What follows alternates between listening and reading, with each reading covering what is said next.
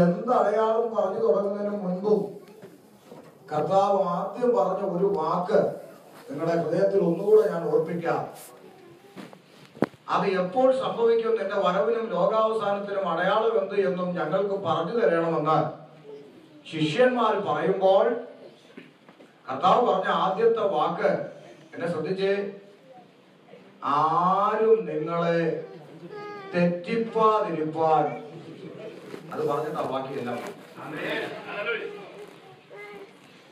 അപ്പൊ എന്നോട് ഈ ദിവസങ്ങളിൽ പലരും ചോദിക്കുക, അല്ലേ നിങ്ങൾക്ക് ഇത് എന്തോന്നിന്റെ കുഴപ്പമാണെന്നാണ്. എനിക്ക് എന്താണ് കുഴപ്പമുണ്ടെന്ന് അവര് പറയും. അപ്പൊ എനിക്കെന്താ കുഴപ്പം? എനിക്കിപ്പോ ചിലര് വിചാരിക്കുന്ന ഈ പുള്ളിക്ക് ഈ ട്രെൻഡൊന്നും അറിയാത്തത് കൊണ്ടും ഈ പറയുന്ന കൃപ ഇല്ലാത്തത് കൊണ്ട്, ഇത് കൃപ എന്നാണോ ഇതിന്റെ പേര്, സൂത്രം എന്നാണ് ഇതിന്റെ പേര്, അതില്ലാത്തത് കൊണ്ടുമാണ് ഇത് ചെയ്യുന്നതെന്നാണ്. അത് തെറ്റാണ്. കാരണം ഇത്യാദി കാര്യങ്ങളെ കുറിച്ച് വിമർശിക്കണമെങ്കിൽ, അതിനെ ഖണ്ഡിച്ചു പറയണമെങ്കിൽ ഇതിന്റെ കാര്യകാരണ സഹിതം എന്താണെന്ന് പഠിച്ചതിന് ശേഷമാണ് പറയുന്നത്. അപ്പൊ ഈ പഠിച്ചു വന്നപ്പോ എനിക്ക് മനസ്സിലായി, ഇവരീ കാണിക്കുന്ന സൂത്രങ്ങളുടെ ഒക്കെ ടെക്നിക്ക് എന്താണെന്ന് എനിക്കറിയാം. അത് പ്രയോഗിക്കാനുള്ള കഴിവും എന്റെ പ്രസംഗം കേട്ടവർക്കൊക്കെ അറിയാലോ. അത്യാവശ്യം മിടുക്കനാ. കാര്യം ഈ 10-13 വർഷത്തിനിടയ്ക്ക് ഇങ്ങനെയൊക്കെ പറയണമെങ്കിൽ തമ്പുരാൻ ഇടപെടുന്ന കാര്യങ്ങൾ മനസ്സിലാക്കാൻ ദൈവകൃപയാ സകലത്തിനും ആധാരം. അത് മനസ്സിലാക്കാനുള്ള ഒരു കഴിവും കൂടെ വേണമല്ലോ. വേണ്ടേ? വേണം. അതിന്റെ തെളിവല്ലേ ഇവിടെ കൺമുന്നിൽ വീഡിയോ സഹിതം കാണിച്ചു കൊടുത്തിട്ടും കോട്ടും സൂട്ടും വിട്ട വിഡ്ഢികൾക്ക് മനസ്സിലാവുന്നില്ലല്ലോ. അപ്പൊ അത് മനസ്സിലാക്കാനുള്ള ഒരു മിനിമം ബോധവും കൂടെ വേണം. അപ്പോ അതുകൊണ്ട് ഇത് അറിയാതെ സംഭവിക്കുന്നതല്ല. കർത്താവ് പറഞ്ഞൊരു വാക്കാണ് എനിക്ക് നിങ്ങളോട് പറയാനുള്ളത്. എന്റെ പ്രിയമുള്ളവരെ, നിങ്ങളെ ആരും പറ്റിക്കാതിരിക്കാനായിട്ട് പറയുന്നത്. ഒരുപാട് പേര് പറ്റിക്കപ്പെട്ട ആത്മീയ ഗോളമായത്. ഞാൻ ഈ അമേരിക്കയുടെ മണ്ണിൽ വന്നിറങ്ങി 2-3 പ്രസംഗം കഴിഞ്ഞപ്പോഴേ പല വ്യക്തികൾ എന്നെ ഫോൺ ചെയ്തു, പല അനുഭവങ്ങൾ പങ്കുവെച്ച്. അവർ പറഞ്ഞു, പൊന്നു പാസ്റ്ററേ, പുറത്ത് പറയാൻ പറ്റാത്തത് കൊണ്ട് ഞങ്ങൾ ദൈവനാമം ദുഷിക്കാതിരിക്കാം, മിണ്ടാതിരിക്കുക എന്ന് പറഞ്ഞ് കേട്ട ഓരോ അനുഭവങ്ങൾ കേട്ടപ്പോൾ ഉണ്ടല്ലോ, ഞാൻ നിർത്താന്ന് വെച്ചതാ. പിന്നെ സ്തോത്രം. അതുകൊണ്ട് ഇത് വളരെ ഗൗരവകരമായി ചിന്തിക്കേണ്ടുന്ന വിഷയമാണെന്ന് നമ്മൾ തിരിച്ചറിഞ്ഞു വേണം ഈ ദൈവശബ്ദത്തിന് നമ്മൾ ചെവി കൊടുക്കാൻ. കർത്താവ് അനുവദിക്കെങ്കിൽ നാളെ ഒരേടെ കാലിന് എനിക്ക് മൈക്ക് തരാൻ പറ്റുമായിരിക്കും. നാളെ തരാം. അത് എന്തിനാന്ന് ചോദിച്ചാൽ, നാളെ ഇവിടെ വീഡിയോ പ്രൊജക്ട് ചെയ്ത് പ്രസംഗിക്കാൻ പോകും. നീ അങ്ങനെ കളി തുടങ്ങാൻ പോകും. സകല സൂത്രങ്ങളും ഇവിടെ കാണിച്ചു തരാം. നിങ്ങൾ പറയുന്നല്ലോ സജിത്ത് കണ്ണൂരും മറ്റവനും മറിച്ചവനും ഒക്കെ ഏതാണ്ട് വലിയ അത്ഭുതം ഞങ്ങളുടെ കൺമുമ്പില്. എന്താണ് അത്ഭുതമെന്നും അതിന്റെ പിന്നിലെ ടെക്നിക്ക് എന്താണെന്നും ഇവിടെ വെളിപ്പെടുത്തി പറഞ്ഞുതരാം. എന്നിട്ടെങ്കിലും ചിലര് ബോധം വെക്കുന്നവരൊക്കെ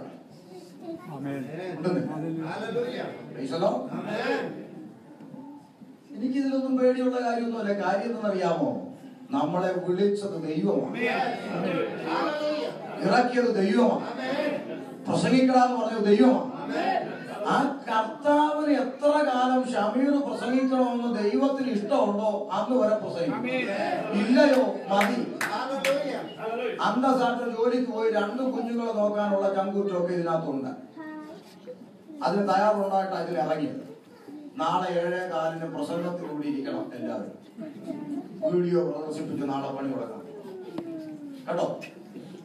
സൗഖ്യം വിട്ടുതല എന്നൊക്കെ പറയുന്നല്ലോ. കംപ്ലീറ്റ് കാര്യം ഇവിടെ 1, 2, 3, 4 എന്ന് പറഞ്ഞ് ഇവിടെ കാണിച്ചു തരാം. അതിന്റെ പിന്നിലെ ടെക്നിക്കും സൂത്രവും പയറും തീയും ഒക്കെ എന്തുവാന്ന് ഞാൻ കാണിച്ചു തരാം. ഞാൻ നാട്ടിൽ അങ്ങനെ പ്രൊജക്ട് ചെയ്ത്, എനിക്ക് പ്രൊജക്ടർ ഉണ്ട്, ഞാൻ പോകുന്നിടത്ത് കൊണ്ടുപോകും. ഇത് പ്രൊജക്ട് ചെയ്ത് തന്നെ ക്ലാസ് എടുത്തുകൊണ്ടിരിക്കുന്നു. കാര്യം ഇത് എത്ര പറഞ്ഞാലും ചിലർക്ക് മനസ്സിലാകുന്നില്ല. ഇപ്പൊ തന്നെ പറഞ്ഞല്ലോ കർത്താവിന്റെ ദാസൻ, പുള്ളി പേര് പറഞ്ഞില്ല, ഞാനൊക്കെ പറയുമല്ലോ. ബാബു ചെറിയാന്റെ കാര്യം പറഞ്ഞു. എന്താ ഉണ്ടാകുന്നത്?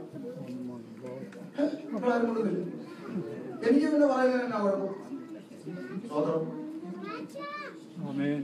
നോക്ക്, ഇവരെ എല്ലാം പഠിക്ക. പിന്നെയാകട്ടെ, വിജയാഞ്ചലാകട്ടെ, റൈസനാകട്ടെ, സജിത്താകട്ടെ, ഇവരെല്ലാം കുറച്ച് പുറകോട്ട് പഠിക്ക. പുറകോട്ട് പഠിച്ചു കഴിഞ്ഞാൽ സത്യം പറയാം, ഞാൻ അന്താരാഷ്ട്ര പ്രസംഗനൊന്നുമല്ല, എനിക്ക് പറയാൻ വലിയ സംഭവങ്ങളൊന്നും അറിയത്തില്ല. തമ്പുരാൻ പറയുന്നത് ഞാൻ പറയുന്നു, അതിനപ്പുറത്ത് അറിയത്തില്ല.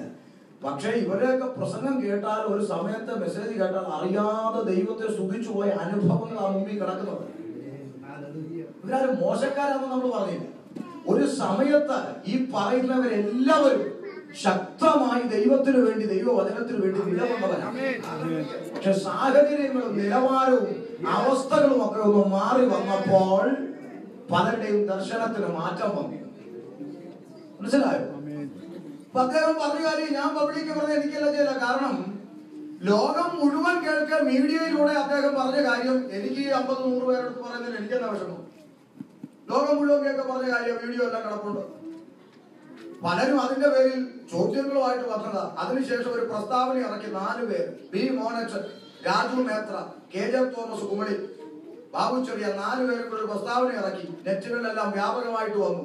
ദുരുപദേശകന്മാര്, വിശുദ്ധ ചിരി, ഛർദി, കൊര, അങ്ങനെയുള്ള സകല കാര്യങ്ങളൊക്കെ കാണിച്ചു കൂട്ടി കാണിക്കുന്ന ദുരുപദേശകന്മാര് ഞങ്ങൾ പ്രസംഗിക്കുന്ന വേദി പങ്കെടുത്തു എന്ന ഒരു അറിവ് ലഭിച്ചാൽ മുന്നമേ ഒരു അറിയിപ്പ് കൊടുക്കാതെ തത്സമയത്ത് ഞങ്ങൾ ആ മീറ്റിംഗിൽ നിന്ന് പിന്മാറുന്നതായിരിക്കുമെന്ന് ഇവർ 4 പേര് എഴുതി പ്രസ്താവന നെറ്റുകളിൽ പോസ്റ്റ് ചെയ്തു. ഞാൻ ആ പ്രസ്താവനയിൽ പങ്കുകാരനല്ലായിരുന്നു എങ്കിലും അത് ഞാൻ സ്വന്തമായിട്ട് എഴുതി എന്റെ ഫേസ്ബുക്കിൽ ഇട്ടിട്ട് പറഞ്ഞു, ഞാനും അങ്ങനെ തന്നെ തീരുമാനിച്ചിരിക്കുന്ന ദുരുപദേശന്മാരുടെ കൂടെ ഞാൻ വേദി പങ്കെടുത്തില്ല, ഞാനും പറഞ്ഞു. അതിന്റെ പേര് ഞാൻ ഇച്ചിരി അനുഭവിച്ചു. കാരണം PC നാക്കിൽ എന്നെ ക്ഷണിച്ചപ്പോൾ ആ PC നാക്കിന് റൈസൻ തോമസിന്റെ പേര് ഇന്റർനെറ്റിൽ വന്നു. ഞാൻ വിളിച്ചു വഴക്കുണ്ടാക്കി, അവനുണ്ടായി ഞാൻ പ്രസംഗിക്കത്തില്ലെന്ന് പറഞ്ഞു. അങ്ങനെ എന്നെ ഒഴിവാക്കാൻ കളി നടന്നു. ഒത്തിരി സംഭവങ്ങൾ അവിടെ നടന്നു.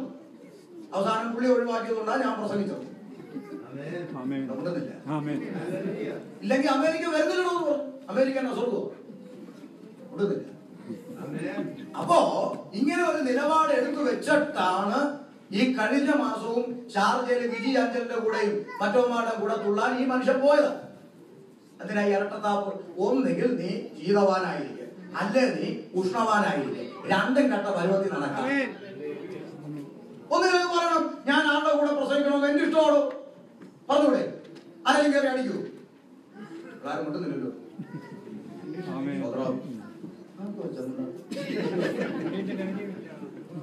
ഇന്നലെ വരെ ആരെയും പറഞ്ഞു കുഴപ്പമില്ല. എന്നാ ഞാനും അങ്ങ് വിടുക.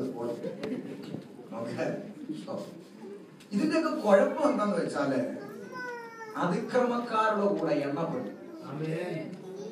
ചിലപ്പം വലിയ തെറ്റോ കുറ്റോ ഒന്നും ഉണ്ടായിട്ടായിരിക്കത്തില്ല. അതിനിടയ്ക്ക് നാട്ടിൽ ഈ പറഞ്ഞ പോലെ ഒരു വിഷയം ഉണ്ടായി. എഴുതിയത് അനിൽ കൊടിത്തോട്ടമാണ്. കൊടിത്തോട്ടം ഒരു സ്നേഹിതനാ.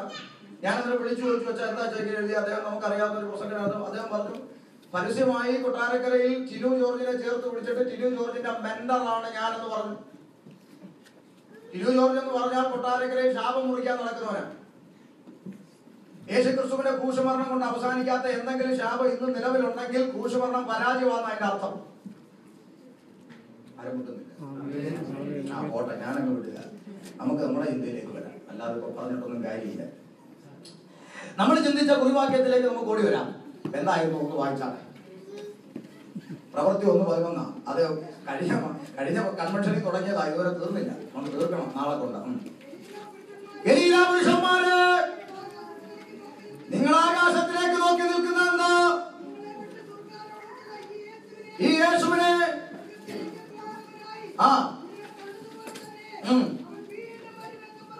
മതി. കർത്താവായ യേശുക്രിസ്തുവിന്റെ മടങ്ങിവരവ് ഏറ്റവും വേഗത്തിൽ അടുത്തിരിക്കുക.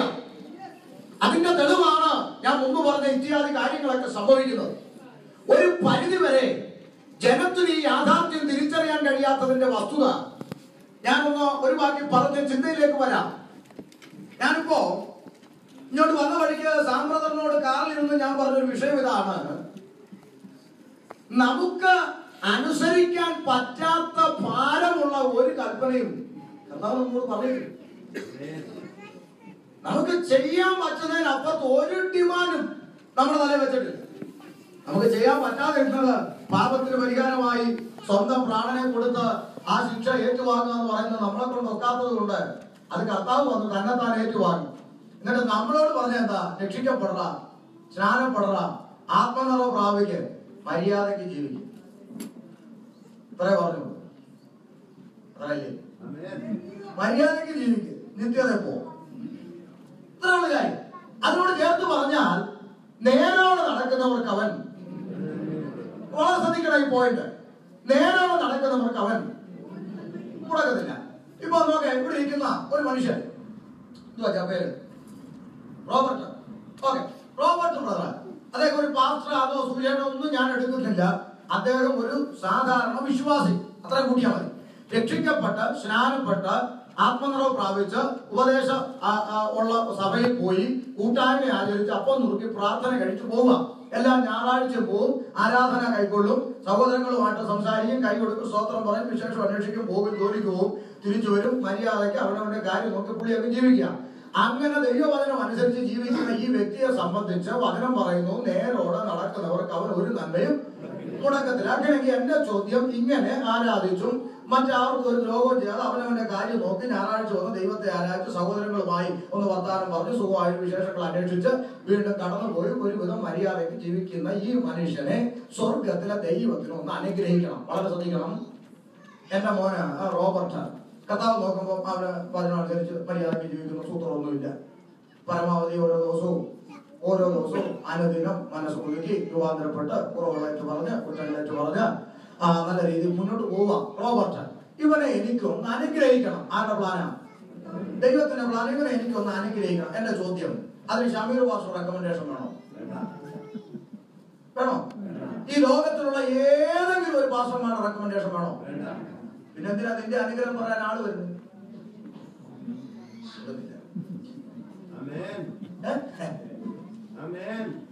നാളെ അടുത്ത മാസം നീ ഒരു വീട് മേടിക്കും. ശരി, മേടിക്കും. അത് ഇങ്ങനെ ഒന്ന് പറഞ്ഞാലും പറഞ്ഞില്ലേലും മേടിക്കും. പക്ഷെ ഒരു മാസം മുമ്പ് ഇങ്ങനെ പറഞ്ഞോണ്ട് നിനക്കെന്തുവാ ഗുണം? ഒട്ടുന്നില്ല. പറഞ്ഞാലല്ലേ കാശ് ഉണ്ടാക്കി വെക്കാൻ പറ്റും. അപ്പൊ തരുന്നത് ദൈവമല്ലേ? തരുന്നത് ദൈവമാണെങ്കിൽ ദൈവം അതിന്റെ വഴി നിനക്ക് ഒരുക്കി തക്ക സമയമാകുമ്പോ അത് നീ വാങ്ങും. അപ്പൊ നിന്നെ അനുഗ്രഹിക്കാൻ നീ ദൈവകൃപയിൽ നിൽക്കുന്ന കാലത്തോളം, ശ്രദ്ധിക്കണം, ദൈവകൃപയിൽ നീ നിൽക്കുന്ന കാലത്തോളം നിന്നെ അനുഗ്രഹിക്കാൻ ഈ ഉലകത്തിൽ ഒരുത്തന്റെ റെക്കമെൻഡേഷൻ ദൈവത്തിന് ആവശ്യമില്ല.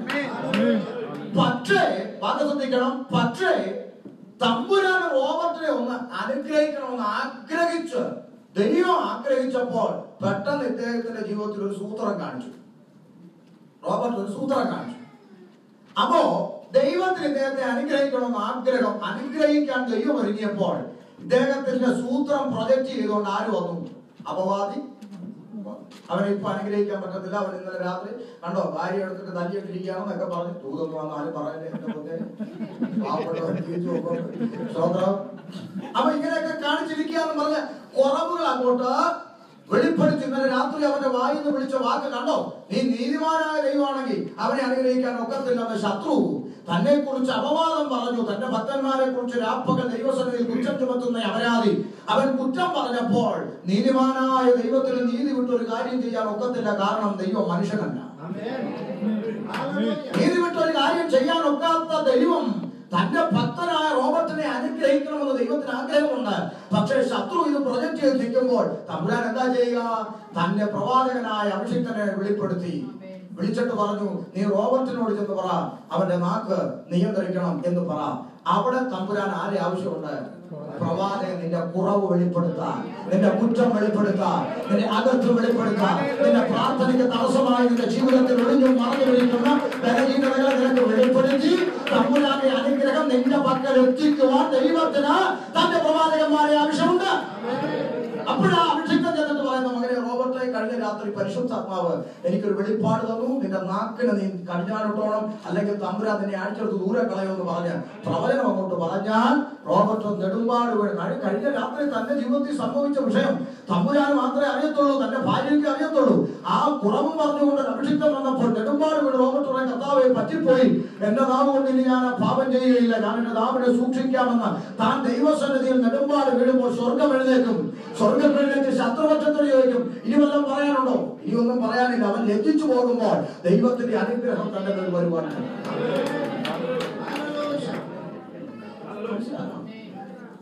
നമ്മൾ വീട് മേടിക്കും, കാറ് മേടിക്കുന്നു, ഇതൊന്നും പറഞ്ഞുകൊണ്ട് വരുത്തുമ്പോൾ എന്താ ഗുണം? യാഥാർത്ഥ്യം എത്ര പറഞ്ഞാലും, ഇതൊക്കെ പറഞ്ഞെന്ന് പറഞ്ഞാലും നാളെ ഒരാൾ വന്ന് നിങ്ങളുടെ വിഷയങ്ങൾ നിങ്ങളുടെ സാമ്പത്തികത്തിന്റെ മേൽ ബന്ധിച്ചിരിക്കുന്ന പിശാചിനെ ഇപ്പൊ അടിക്കാൻ പോകുന്ന പറഞ്ഞാൽ ഈ പെണ്ണുങ്ങളെല്ലാം ഇവിടെ മുമ്പിൽ വന്നു എന്ന് പറഞ്ഞാൽ നാളത്തെ കാര്യം ഇത് തന്നെ നടക്കുന്നത് ഇവിടെ. വരാത്ത അച്ചാന്മാരെ കൂടെ തള്ളി മനുഷ്യ കീഴ്പ്പെടും മനുഷ്യ.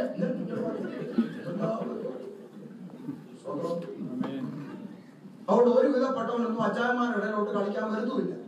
ഇതെല്ലാം റൗണ്ട് അടിക്കുന്ന ഇതിന്റെ ഇടയില്ല.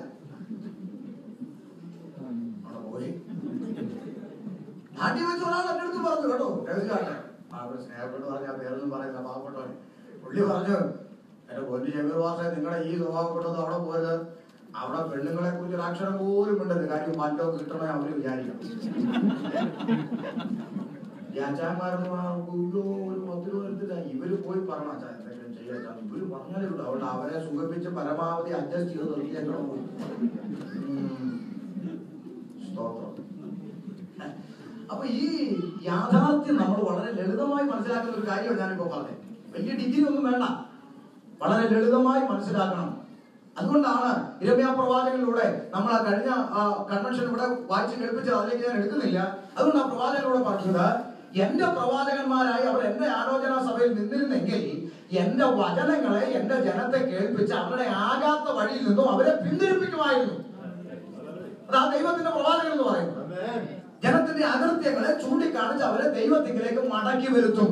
അതാ പ്രവചന ശബ്ദത്തിന്റെ ഗുണം എന്ന് പറയുന്നത്. പിന്നെ അഗബോസിനെ കുറിച്ച് പുതിയ നിയമ പ്രവാചകനായി നമ്മൾ വായിക്കുന്നുണ്ട്.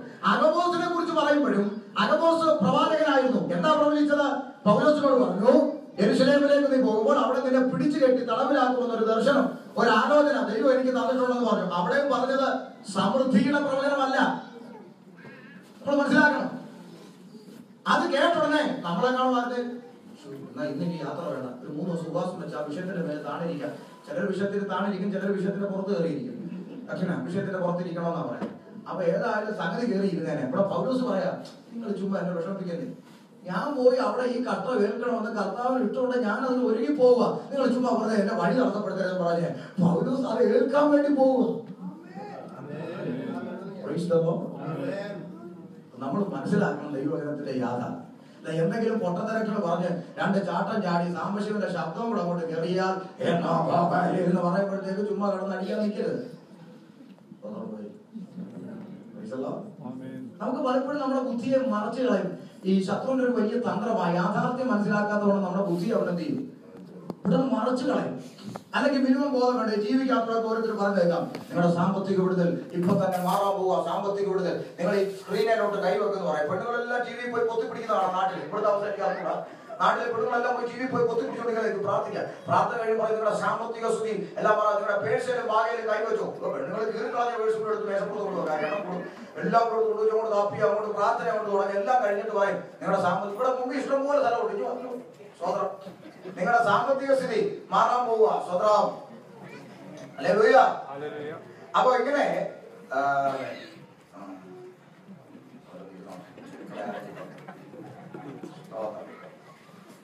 അത് നോക്കെ, അത് നിങ്ങളുടെ സാമ്പത്തിക സ്ഥിതി മാറാൻ പോവാ. ഇപ്പൊ കടമാനം നിങ്ങളുടെ സാമ്പത്തിക മണ്ഡലത്തിന്മേൽ പിശാച് ബന്ധിച്ച ഒന്നരം അന്ന്.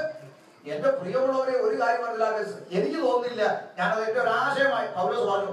പിന്നെ എനിക്ക് കന്യകമാരെ കുറിച്ച് വിധവമാരെ കുറിച്ച് എനിക്ക് കൽപ്പനയില്ലെങ്കിൽ ഞാൻ എന്റെ അഭിപ്രായം പറഞ്ഞുകൊണ്ട് ഞാനൊരു അഭിപ്രായം പറയാം. തെറ്റാണ് നിങ്ങൾ പഠിച്ചോണ്ട് കൊണ്ട് തിരുത്തിയാൽ ഞാൻ തിരുത്തും കേട്ടോ. ഒരു അഭിപ്രായം പറയാം. ഈ സാമ്പത്തിക വിഷയത്തിൽ വിചാരിക്കവർ ബന്ധിക്കുമെന്ന് എനിക്ക് തോന്നുന്നില്ല. കാരണം അവരെ വീട് നമസ്കരിച്ചാൽ ഇത് മൊത്തം അങ്ങോട്ട് തരാമെന്ന് ഇവർ റെഡിയായിട്ട് നിൽക്കുമോ? ഇത് തരുന്നതിന് അവൻ എന്തെങ്കിലും മടിയുള്ളതായിട്ട് എനിക്ക് തോന്നില്ല. പിശാചിനൊരു ഒറ്റ പ്രശ്നമേ ഉള്ളൂ, നീ നിത്യതയിലെത്താൻ. അവനൊറ്റ പ്രശ്നമേ ഉള്ളൂ, നീ നിത്യതയിലെത്തരുത്. അതിനുവേണ്ടി നീ ഏത് റൂട്ടിലൂടെ സഞ്ചരിച്ചാലും ഫുൾ സപ്പോർട്ടുമായിട്ട് നിന്റെ കൂടെ നിൽക്കണം. വേണ്ടി സമ്പത്ത് വേണം, സമ്പത്ത്, വീട് വേണം, വീട്, കാറ് വേണം, കാറ്, നിനക്ക് വേണ്ടിയ സകലതും മുമ്പിൽ വെച്ച് അവൻ തയ്യാറാക്കി നിൽക്കും. സാമ്പത്തികത്തെ ബന്ധിച്ച വിശാലൊക്കെ പറഞ്ഞ് അങ്ങോട്ട് ഇളകി കടഭാരം മാറി, സാമ്പത്തികം മാറി, ഇതെല്ലാം മാറി, എല്ലാം ഇത് കണ്ട് പറഞ്ഞൊക്കെ ഇരിക്കുക. അവസാനം പറയുന്നൊരു വാക്ക് പലരുടെയും ബുദ്ധിക്കാറുന്നില്ല. ഇവരെല്ലാം കഴിഞ്ഞിട്ട് പറയും, പ്രിയമുള്ളവരെ, അടുത്ത ആഴ്ച ഞങ്ങളുടെ TV പ്രോഗ്രാം സ്പോൺസർ ചെയ്യാൻ താല്പര്യമുള്ളവർ ഈ കാണുന്ന അക്കൗണ്ടിലോട്ട് അയക്കണം. അതെന്ത് യുവ പേഴ്സലും ബാഗിലും കൈവച്ച പണം വരും. ഇത് പലരുടെയും തലയിൽ കേറത്തില്ല. എടാ, ഇന്നുവരെ ഈ പ്രോഗ്രാം നടത്താൻ എന്നെ സഹായിച്ച ദൈവം അടുത്ത ആഴ്ചയിലും ഇതിന് വേണ്ടുന്ന വഴി ഒരുക്കിക്കൊള്ളും എന്ന് തന്നെത്താൻ വിശ്വാസമില്ലാത്തവരല്ലേ അക്കൗണ്ട് കാണിക്കുന്നത്.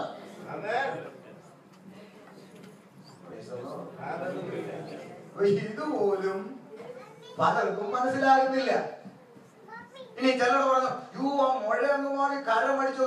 നിങ്ങൾ ഇന്ന് വരെ നിങ്ങൾ യൂട്യൂബിൽ പോയി തപ്പിക്കോ, കേരളത്തിൽ ഈ പറയുന്ന കൃപാവരക്കാരുടെ എല്ലാം വീഡിയോ തപ്പിക്കോ. ഞാൻ വെല്ലുവിളിക്കുന്നു, നാളെ നിങ്ങൾ കൊണ്ടുവന്നാൽ ഞാൻ ഇവിടെ കാണിക്കാം, ഞാൻ തിരുത്താം. നിങ്ങൾ പോയി തപ്പിക്കോ, മുഴ മാറി കരമടിച്ചു സുതിച്ചേറ്റ് പറഞ്ഞ് വീഡിയോ കാണിക്കുന്നുണ്ട്. ഞാൻ വെല്ലുവിളിക്കുക, ഈ മാറുന്നതിന് മുമ്പ് ഈ മുഴ ക്യാമറയെ കാണിച്ചതായിട്ട് ഒറ്റ വീഡിയോ കാണിക്കാം. മാറുന്നതിന് മുമ്പ് ഈ മുഴ ഇങ്ങനെ ഇരിക്കുന്നത് ക്യാമറ സൂം ചെയ്ത് കാണിച്ചതായിട്ട് ഒരു വീഡിയോ കാണിക്കാം. മാറുന്നതിന് മുമ്പ് അവരോടൊക്കെ ചോദിക്കുക, ഇന്ന ഭാഗത്തൊരു മുഴയില്ലേ, ഇത്ര വലിപ്പത്തി നാരങ്ങ, വെണ്ടയ്ക്ക, തക്കാളി, ഉണ്ടെന്ന് പറയും. തപ്പി കൈവച്ച് വെച്ചു, ഇനി തപ്പി നോക്കേ. അപ്പൊ ക്യാമറ എന്ത് ചെയ്യും? അങ്ങോട്ട് തപ്പുമ്പോ അവിടെ ഇല്ല, നേരത്തെ ഇല്ലല്ലോ. ഞാൻ വെല്ലുവിളിച്ചാ ചോദിച്ചേ, തപ്പിക്കൊണ്ടുപോവാ. സ്വത്രാവം. അപ്പൊ എന്ത് കേട്ടാലും ഏത് കേട്ടാലും ബാക്കി സൂത്രങ്ങളുടെ ടെക്നിക്കൊക്കെ ഞാൻ നാളെ ഇവിടെ കാണിച്ചു തരാം. നിങ്ങൾ പറഞ്ഞ കാലിന്റെ ഇഞ്ച് നീളം കൂടി എങ്ങനെയാ കൂടിയത് ഞാൻ കാണിച്ചു തരാം. മുടന്തം നടന്നു പക്ഷേ സ്വന്തം കണ്ണുകൊണ്ട് കണ്ട എങ്ങനെ നടന്നതെന്നാണ് ഞാൻ കാണിച്ചു തരാം. ഇതിന്റെയൊക്കെ ടെക്നിക്ക് എന്താണെന്ന് കാണിച്ചു തരാം. ഞാൻ ഇച്ചിരി മെനക്കെട്ടിരുന്ന് കാണുന്നത്. സ്വത്രാവം. കൊട്ടാരക്കരക്കാരൻ ടിനു ജോർജ് സകല എണ്ണത്തിലെ സ്റ്റേജെ കയറ്റി കണ്ണാടിയെ ഊരിക്കളയുക. ഇതത്ര 2, ഇതത്ര 3 കരമടിച്ച് സുതിച്ചേ. അവൻ കിട്ടിയത് വേറെ കണ്ണാടിയും മേടിച്ചു. ഇങ്ങനെ ബൈബിള് വായിക്കണമെങ്കിൽ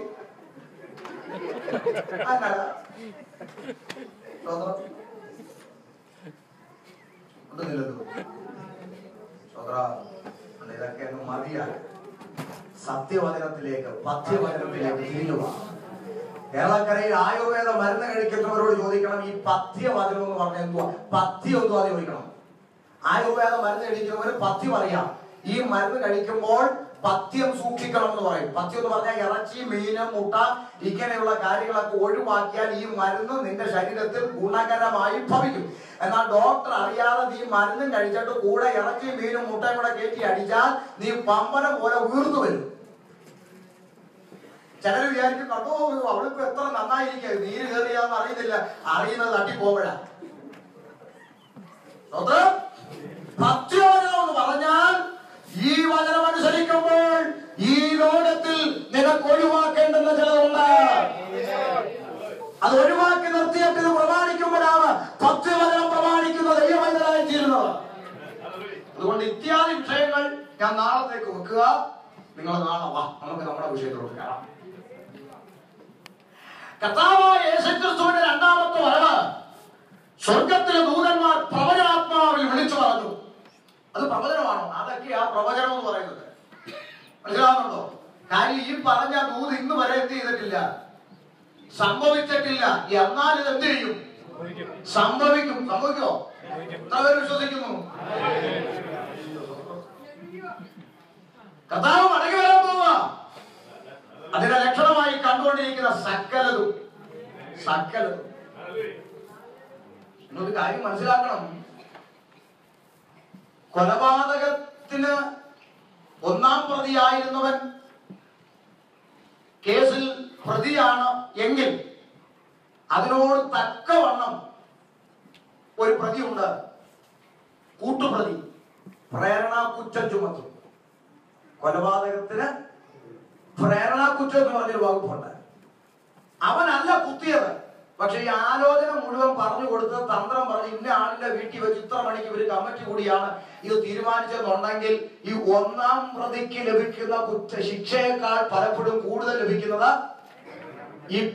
ഈ പ്രേരണാ കുറ്റം ഈ കൂട്ട് പ്രതിക്ക പലപ്പോഴും ലഭിക്കും. നമ്മൾ ശ്രദ്ധിച്ചിട്ടുണ്ടോ? 1-ാം പ്രതിയെ വെറുതെ വിട്ടെന്നൊക്കെ ചിലത് വാർത്തകൾ, 1-ാം പ്രതിക്ക് ഇത്ര രൂപ പിഴയോട് അവന് ജാമ്യം കൊടുത്തു, 2-3 പ്രതികളെ ഇത്ര വർഷം ശിക്ഷിച്ചു എന്നൊക്കെ നമ്മൾ പലപ്പോഴും പറയും. ഞാൻ പലപ്പോഴും ചെയ്യണം 1-ാം പ്രതി വെറുതെ വിട്ടിട്ട് 2 ഇതൊന്നും ഇങ്ങനെ സംഗതി അതിന്റെ വാർത്തയിലേക്ക് കടക്കുമ്പോഴാണ് ഇവരുടെ പ്രത്യേക സാഹചര്യത്തിൽ കൊന്നു. പക്ഷേ ഇതിന്റെ ആലോചന മുഴുവൻ നടന്നത് ഇന്ന വീട്ടിൽ വെച്ച് ഇന്ന കൂട്ടാളികളുമായി ഇന്ന ആലോചിച്ചു. നമ്മൾ മനസ്സിലാക്കണം, യോഹന്നാന്റെ 2-ാം ലേഖനത്തിലേക്ക് നിങ്ങളൊന്ന് വന്നേ, 10-ാം വാക്യം ഒന്ന് വായിച്ചേ. ഇതൊക്കെ പറയുന്നതിന്റെ കാര്യം എന്തുവാന്ന് കൂടെ നിങ്ങളൊന്ന് അറിഞ്ഞിരിക്കണം. അതിനു വേണ്ടിയാണ് അത്രയും പറഞ്ഞിട്ട് ഞാൻ വിഷയത്തോടി വരാം കേട്ടോ. ഇത് നിർത്താനുള്ള ഒരു മനസ്സിന്റെ അതുകൊണ്ടാണ്.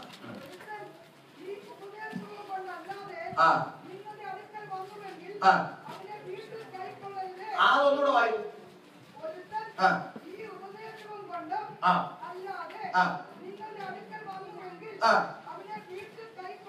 പിന്നെ എവിടെ ഇവരെല്ലാം വന്ന് ഇറങ്ങുന്ന എവിടെ സ്വതന്ത്രം?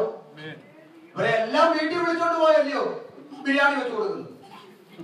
അടുത്ത വാക്ക് അങ്ങനെ പറയുന്നത് എന്താ? ഞങ്ങൾ ആരും കുശലം പറയുന്നില്ല. പിന്നെ തോളെ കഴിട്ട് സെൽഫി എടുക്കത്തേ ഉള്ളൂ. സ്വതന്ത്രം പോയി അവനോട് കുശലം പറയുക പോലും. അടുത്ത വാക്ക് ശ്രദ്ധിച്ചോണം. കണ്ടോ കണ്ടോ? ദുരുപദേശവും കൊണ്ട് നടക്കുന്നവനെ കൈ കൊടുത്താൽ, അവന്റെ തോളെ കൈയിട്ടാൽ, അവൻ ആഹാരം വെച്ച് വിളമ്പിയാൽ, അവനോട് കുശലം പറഞ്ഞാൽ സ്വർഗീയ കോടതിയിൽ നീ അവന് കൂട്ടുപ്രതിയായി മാറുകയാണ്. അതുകൊണ്ട് പ്രത്യേകിച്ച് വിരോധമൊന്നും ഉണ്ടായിട്ടല്ല. ചിലരുടെയൊക്കെ പേരുകൾ പറയുമ്പോൾ, ചിലരെ കുറിച്ച് പരാമർശിക്കേണ്ടി വരുമ്പോൾ ഹൃദയത്തിനകത്ത് പൊള്ളുന്ന വേദനയുണ്ട് പറയേണ്ടി വരുന്നതിൽ. പക്ഷെ പറയാതെ നിവർത്തിയില്ല, കാരണം അവർ കൂട്ടുപ്രതിയാ. പിന്നെ വേറെ ചിലർ പറയുന്ന ന്യായമുണ്ട്. പാസ്റ്ററേ, അവരൊക്കെ ഒരു സമയത്ത് ശക്തമായി നിന്നവരാ. അപ്പൊ നമ്മൾ അവരെ അങ്ങനെ അങ്ങോട്ട് പറയുന്നത് ശരിയല്ല. എന്നാ പിന്നെ ഇനി പിശാചിനെ ആരും ഒന്നും പറയരുത്. ഒരു സമയത്ത് ദൈവത്തിന്റെ വലത്തു ഭാഗത്ത് പരിശുദ്ധം പരിശുദ്ധം പറഞ്ഞൊക്കെ ആരാധിച്ച ദൂതൻ അല്ലി വെച്ചാ ഇപ്പൊ ഇച്ചിരി കുഴപ്പമൊക്കെ ഉണ്ടെന്ന് പറഞ്ഞ് അവനെ ഒന്നും പറയല്ലേ. ചിലപ്പോ നാളെ മാനസാന്തരപ്പെട്ടാലോ.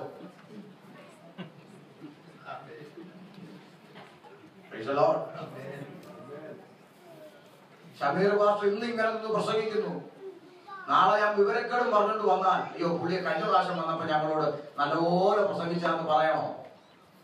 അതാണോ വചനം? മുഖപക്ഷമില്ല.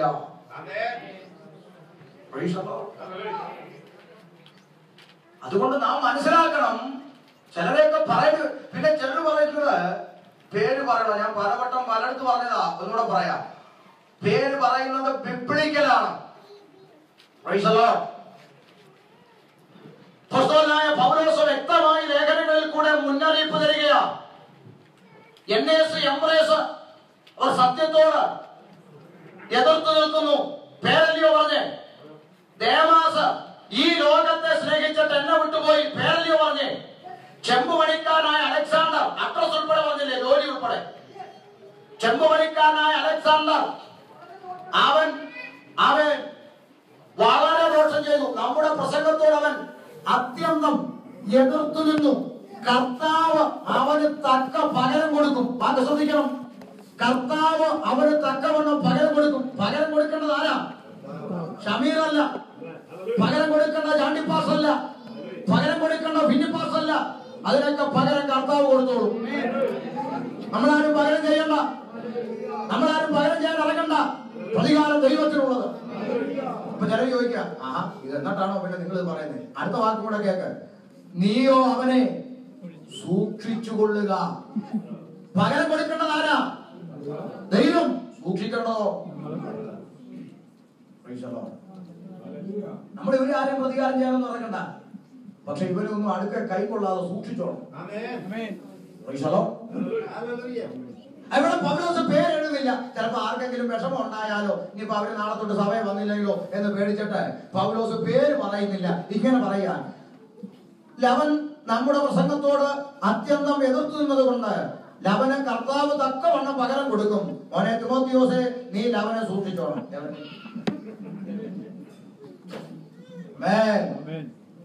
യവനെ. അപ്പൊ ഇന്ന വ്യക്തി അവർ ദുരുപദേശം പ്രചരിപ്പിക്കുന്നവരാണ്, അവർ ദുരുപദേശം പ്രസംഗിക്കുന്നവരാണ് എന്ന് ഓരോ ദൈവമൈതനെയും ബോധ്യപ്പെടുത്തിയെങ്കിൽ മാത്രമേ അങ്ങനെയുള്ളവരെ വിട്ടൊഴിഞ്ഞു നിൽപ്പാൻ ദൈവത്തെ കാര്യത്തുള്ളൂ. അല്ലെങ്കിലോ പണി കിട്ടിയ ശേഷം പാസ്വേഡ് വന്ന് കരയും, അറിഞ്ഞില്ല. അർജുനെ വിളിക്കുവോ? ഇല്ല. അറിഞ്ഞിട്ട് വിളിക്കുവോ? അറിഞ്ഞിട്ട് വിളിക്കുന്നവൻ പിന്നെ അവൻ ക്രിമിനല്ല. ഇങ്ങനെ പറഞ്ഞാൽ മതി. സ്വതന്ത്രം. അതുകൊണ്ട് ഇത്യാദി കാര്യങ്ങളുടെ ഗൗരവം ഈ അന്ത്യകാലത്ത് തിരിച്ചറിയണം. കർത്താവ് വരാറായി. നമ്മൾ വളരെ മനസ്സിലാക്കണം. അതുകൊണ്ട് ഇതിലൊന്നും ആരും പ്രയാസം വിചാരിക്കരുത്. അതുകൊണ്ടാണ് ഞാൻ ഇത്രയും കാര്യങ്ങൾ പറഞ്ഞത്. ഇതെല്ലാം നമ്മൾ പഠിച്ചിരിക്കേണ്ട കാര്യം തന്നെയാ. ഇതെല്ലാം അനിവാര്യമായ കാര്യം തന്നെയാ. വെറുതെ എന്തെങ്കിലും പറഞ്ഞ സമയം പോയതുമല്ല. ഇതൊക്കെ നമ്മൾ അറിഞ്ഞിരിക്കണം. ഇതാണ് ഇപ്പൊ അറിയേണ്ടത്. അത്രത്തോളം നാശത്തിലേക്കാണ് ഇപ്പൊ പോയിക്കൊണ്ടിരിക്കുന്നത് ആത്മീയ ബോധം. Praise the Lord. സ്വർഗീയ ദൂതന്മാർ പറഞ്ഞ പ്രവചന ശബ്ദം, ഗലീല പുരുഷന്മാരെ, നിങ്ങൾ ആകാശത്തേക്ക് നോക്കി നിൽക്കുമെന്ന് നിങ്ങളെ വിട്ട് സ്വർഗാരോഹണം ചെയ്ത ഈ യേശുവിനെ സ്വർഗത്തിലേക്ക് പോകുന്നവരായ നിങ്ങൾ കണ്ടതുപോലെ തന്നെ അവൻ വീണ്ടും മടങ്ങി വരുമെന്ന് പറഞ്ഞു. ഈ പ്രവചന ശബ്ദത്തെ വെളിപ്പാട് 22:12 ഒന്നുകൂടി അടിവരയിട്ട് ഉറപ്പിച്ചുകൊണ്ട് സ്വർഗം സാക്ഷ്യപ്പെടുത്തി, ഇതാ ഞാൻ വേഗം വരുന്നു. ഈ പ്രവചനം നടക്കുമോ?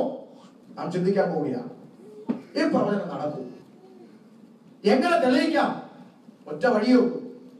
ഇതിനു മുമ്പ് വേദപുസ്തകം പറഞ്ഞ എന്തെങ്കിലും കാര്യങ്ങൾ ഈ ലോകത്തിൽ നടന്നിട്ടുണ്ടോ എന്ന് പരിശോധിക്കണം. നടന്നിട്ടുണ്ടെങ്കിൽ ഇതും എന്ത് ചെയ്യും?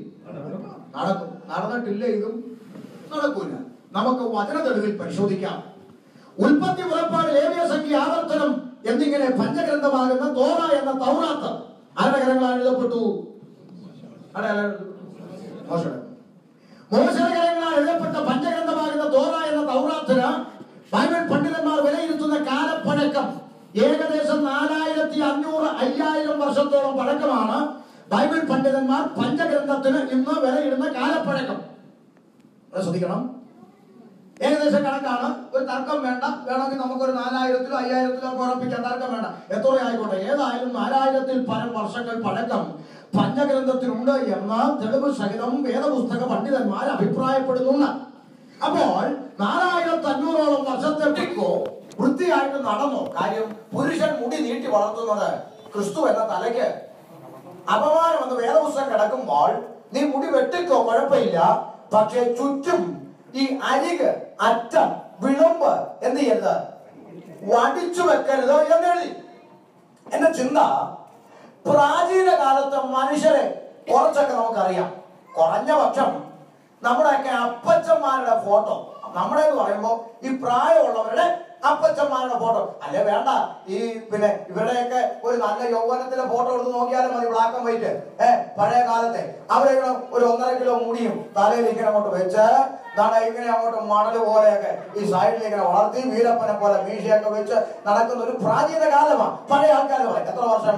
ഒരു 50 വർഷം പുറകോട്ട് എടുത്താൽ. എന്നാൽ ഈ വേദഭാഗം 50 അല്ല, 100 അല്ല, 200 അല്ല, 300 അല്ല, 400, 500 അല്ല, 1000 അല്ല, 2000 അല്ല, അതിനും അപ്പുറത്തെ പഴക്കമുള്ള ഈ വേദഭാഗം എഴുതപ്പെടുന്ന കാലത്ത് മനുഷ്യന് കമ്പ്യൂട്ടറോ ഇന്റർനെറ്റോ ടെക്നോളജിയോ അല്ലെങ്കിൽ സ്റ്റൈലിഷ് ആയിട്ടുള്ള കാര്യങ്ങളോ ഇന്നത്തെ പോലെ വെളുപ്പാങ്കാലത്ത് ബർമുടയും ടീഷർട്ട് ഇട്ടുകൊണ്ട് യോ എന്നും പറഞ്ഞ് വിറച്ച് വരുന്ന കമ്പ്യൂട്ടർ കുഞ്ഞുങ്ങളോ ഒന്നുമില്ലാത്ത ഒരു പ്രാചീന കാലത്ത് ഇങ്ങനെ ഒരു വേദഭാഗം എഴുതപ്പെട്ടതിന്റെ അത്ഭുതമാണ് ഞാൻ പറയുന്നത്.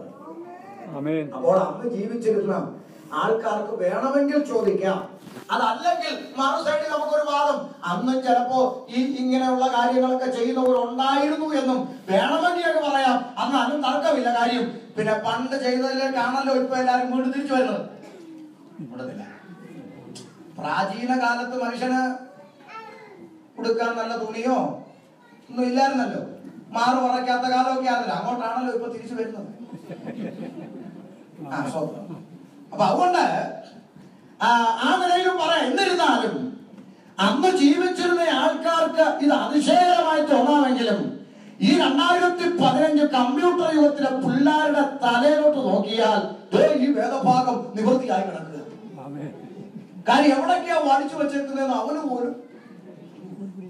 ഞാൻ 10 മാസം 11 മാസം ഒരു വർഷത്തോളമായി ഞാൻ കേരളത്തിൽ തിരുവനന്തപുരത്ത് തെക്കേ അറ്റത്ത് ഒരു കൺവെൻഷനിൽ ചെന്നപ്പോ ഒരു ചെറുപ്പക്കാരന്റെ മുടി ഇങ്ങനെ പച്ച വെട്ടിയച്ചുണ്ടല്ലോ, അവന്റെ ഈ ഉച്ചിയിൽ കൂടെ ഇങ്ങനെ നൂല് പോലെ ഇങ്ങനെ ബ്ലേഡ് കൊണ്ട് വടിച്ചു വെച്ചേക്ക. ഈ മണ്ണിനകത്തൂടെ കുഴിയാനെ ഇഴഞ്ഞു പോകുമ്പോ ഒരടയാളം വിടത്തില്ലയോ, അതുപോലെ. അപ്പൊ ഞാൻ ചോദിച്ചു, എന്നാണോ ഈ തല പടം വരച്ചു വെച്ചേക്കുന്നു? ഉടനെ അവൻ പറയാം, അങ്ങളെ തമിഴ് പടത്തിലെ നായകന്റെ തല ഇപ്പൊ ഇങ്ങനെ. അപ്പൊ നായകന്റെ തല എങ്ങനെ ആയിക്കോട്ടെ, എന്റെ വിഷയമല്ല. സംഗതി അവിടെ നടക്കുക. അങ്ങനെ നോക്കെ എന്തെല്ലോ തലയില് ദോശക്കല്ല് മാവ് വരുത്തിയ പോലെ അല്ലേ, ചിലടെയൊക്കെ തലയിൽ.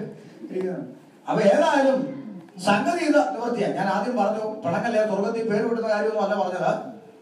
ആ പഴയ കാലത്ത് അതിശയോക്തി പറഞ്ഞതാ. തൊട്ടടുത്ത വാക്യം, താടിയുടെ അറ്റം വിരൂപം ആക്കരുത്. നോക്കി അവിടെ അറ്റമാണ് പ്രശ്നം, അരിക തുമ്പ വിളമ്പ. അപ്പൊ താടി വെച്ചോ കുഴപ്പമില്ല, അതിന്റെ അറ്റം വിരൂപമാക്കി വെക്കരുത്. അപ്പൊ ഇന്ന് നോക്കെ താടിയുടെ അറ്റം കണ്ടിട്ടില്ലയോ, ചുണ്ടിന്റെ കീഴെ ഒരു വര പോലെ ഇരുന്നു.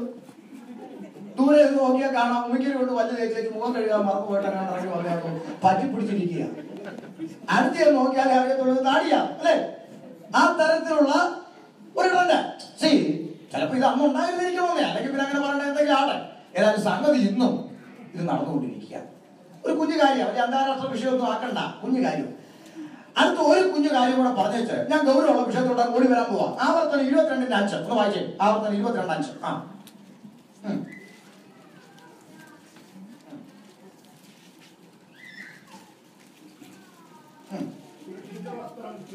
ആ കഴിച്ചാലോ? ദൈവത്തിന് അറപ്പല്ല പിന്നെയോ, ദൈവത്തിന് വെറുപ്പുള്ള ഒരു കാര്യം പറഞ്ഞു. പുരുഷന്റെ വസ്ത്രം സ്ത്രീയും സ്ത്രീ വസ്ത്രം പുരുഷനും ധരിക്കണം. ദൈവത്തിന് വെറുപ്പാന്ന് പറഞ്ഞു. ഇപ്പൊ ഞാനിത് പറയുന്നത് അമേരിക്കയിലാന്ന് എനിക്കറിയാം. അമേരിക്കയിലാണ്. അപ്പൊ നിങ്ങൾ ചിന്തിക്കോ, അയ്യോ ഒന്ന് ഒരു കുഴപ്പമില്ല. ഞാൻ പറഞ്ഞ സബ്ജക്ട് ശ്രദ്ധിച്ച് കേൾക്കണം. എന്റെ വിഷയം ഇവിടെ ആരെന്ത് ധരിച്ചു വന്നിരിക്കുന്നു എന്നുള്ളതല്ല, അതിന്റെ കണക്കെടുക്കാനും അല്ല ഞാൻ ഇവിടെ നിൽക്കുന്നത്. എന്റെ വിഷയം ഇത്രയേ ഉള്ളൂ. ഇത് എഴുതുന്ന കാലഘട്ടത്തിൽ പുരുഷന് പാന്റ് ഷർട്ടും സ്ത്രീക്ക് സാരി ചുരിദാറും ഒന്ന് കണ്ടുപിടിച്ചിട്ടുണ്ടോ? ചണച്ചാക്ക് കൊണ്ടോ തോൽവാറ് കൊണ്ടോ ഇലക്കഷണങ്ങൾ കൊണ്ടോ മനുഷ്യൻ നഗ്നത മറക്കണമെന്ന് ചിന്തിക്കുന്ന ഒരു പ്രാചീന കാലമാണിത്. ഇതല്ല എഴുതപ്പെട്ട കാലം. ഇന്നും നോർത്ത് ഇന്ത്യയുടെ പ്രദേശത്ത് സുവിശേഷവേലയെ അഭിഷിക്തന്മാരുമായി സംസാരിക്കുമ്പോൾ ഇന്നും അവർ പറഞ്ഞൊരു വാക്ക്, നോർത്ത് ഇന്ത്യയുടെ ചില ഉൾഗ്രാമങ്ങളിൽ മാറുമറയ്ക്കാത്ത ജനം ഇന്നും ഉണ്ടെന്ന്. എനിക്കറിയത്തില്ല. ആമേൻ, സ്വന്തം. അപ്പൊ എനിക്ക് അതിശയം തോന്നുന്നത് ഇന്നും ഉണ്ട്. പിന്നെ നെറ്റിലൊക്കെ നോക്കി ആമസോൺ പിന്നെ പ്രദേശങ്ങളിലല്ലേ, അങ്ങനെയാണോ എനിക്കറിയത്തില്ല. ആ കാട്ടോ പറഞ്ഞ അവര് തുണി പോലും കൊടുക്കത്തില്ല. ശരി, അവർക്ക് അറിവില്ല. അപ്പൊ അവർക്ക് ആ പരിജ്ഞാനമില്ലാത്ത ജനം. അപ്പോൾ അങ്ങനെയുള്ള ഒരു കാലഘട്ടത്തിൽ ഇത്രയും വർഷങ്ങൾക്ക് മുമ്പ് ഇങ്ങനെ എഴുതുമ്പോ ഇവിടെ മോശമായിട്ട് എഴുതി വെക്കരുത്. ഇവിടെ പുരുഷന്റെ വസ്ത്രം ഏതാണോ സ്ത്രീയുടെ വസ്ത്രം ഏതാണോ അങ്ങനെ തരംതിരിച്ചു വല്ലോ ഇവിടെ കണ്ടുപിടിച്ചേക്കുന്നോ? ഇവിടെ പൊട്ടത്തരം എഴുതി വെച്ചിട്ട് ദൈവവചനമാണെന്ന് പറയും. പക്ഷെ പറയും, എന്ത് ചെയ്യാനാ? ഇത് ആരാ വെളിപ്പെടുത്തിയത്? ഇത് യഹോവ വെളിപ്പെടുത്തി. എന്റെ ഇഷ്ടത്തിന് അധികമല്ല, ഇത് യഹോവ വെളിപ്പെടുത്തി. ഇത് സംഭവിച്ചുകൊള്ളും. എന്നാൽ ഇന്ന് നാം ഒന്ന് കണ്ണോടിച്ചാൽ പുരുഷനേതാ സ്ത്രീ ഏതാന്ന് വേഷം കൊണ്ട് തിരിച്ചറിയാൻ ഒക്കത്തില്ല. അങ്ങനെ ഒരു കാലത്തിൽ നമ്മളെത്തി. കാര്യം. എന്നാൽ അല്പം ഗൗരവമുള്ള ചിന്തയിലേക്ക് ഞാൻ ഓടി വരാം. 73-ാം സങ്കീർത്തനം 9-ാം വാക്യത്തിലേക്ക് ഓടി വന്നേ. സങ്കീർത്തനം 73:9 വായിച്ചേ.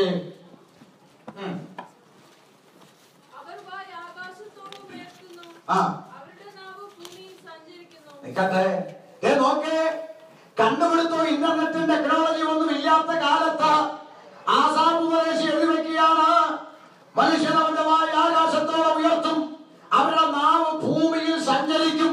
ശ്രദ്ധിക്കണം, മനുഷ്യന്റെ വായ ആകാശത്തോളം ഉയർത്താൻ വായ എന്താണോ വലിച്ചു കീറുവാണോ ആകാശത്തോട്ട്?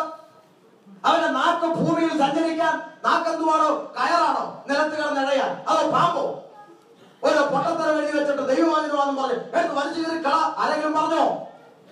അത് കീറിക്കളഞ്ഞോ? ഇല്ല.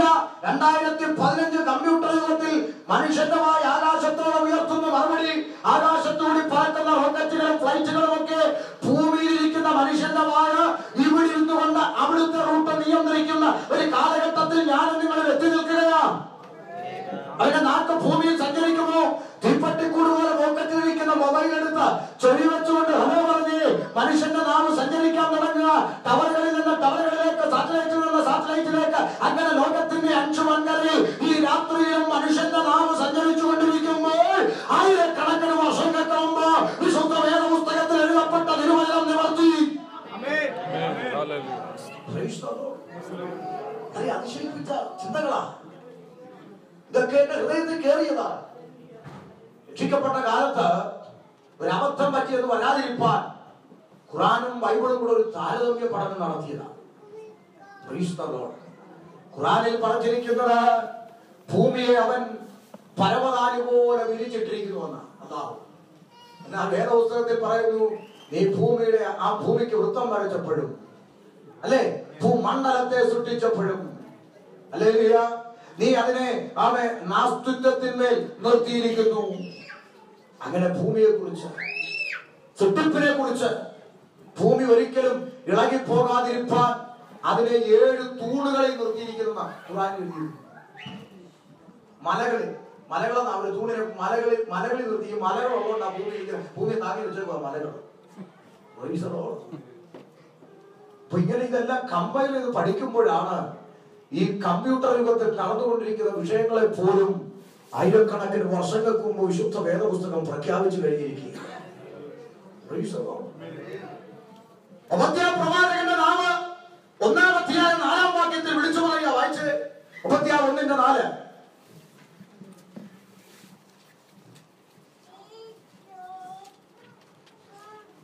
ഉപദ്യാവ് 1:4.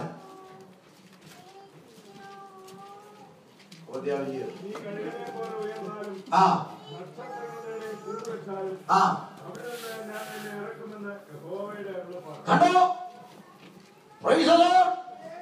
നീ കഴുകനെ പോലെ ആകാശമണ്ഡലത്തിൽ പറന്നു കളിച്ചാലും, നക്ഷത്രമണ്ഡലങ്ങളിൽ കൂടുവച്ചാലും, അവിടെ നിന്നും നിന്നെ താഴെ കൊണ്ടുവരുന്ന ഒരു ദൈവമുണ്ടെന്ന് നീ മറക്കരുത്.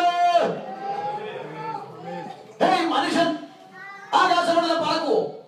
അതുപോലെ ചിലപ്പോ ഇനി ചിറക് കാണും ഉണ്ടാക്കി പറഞ്ഞാലും നക്ഷത്രങ്ങളുടെ മനുഷ്യൻ കാലും പിന്നെ ആരും കീറിക്കളഞ്ഞില്ലല്ലോ അമ്മാമേ, ആരും വെട്ടിക്കളഞ്ഞില്ലല്ലോ അച്ഛാ. ഇന്ന് മനുഷ്യൻ ആകാശമണ്ഡലം പറക്കുന്നുണ്ടോ? പറന്നല്ലേ ഞാൻ ഇങ്ങോട്ട് വന്നേ. നിങ്ങളൊക്കെ അങ്ങോട്ടും ഇങ്ങോട്ടും പറന്നുകൊണ്ടിരിക്കുമല്ലയോ? നക്ഷത്രങ്ങളുടെ കാല് വെക്കുവോ? ചന്ദ്രൻ നക്ഷത്രമണ്ഡലമാ. മനുഷ്യന്റെ പാദം അവിടെ എത്തിയോ?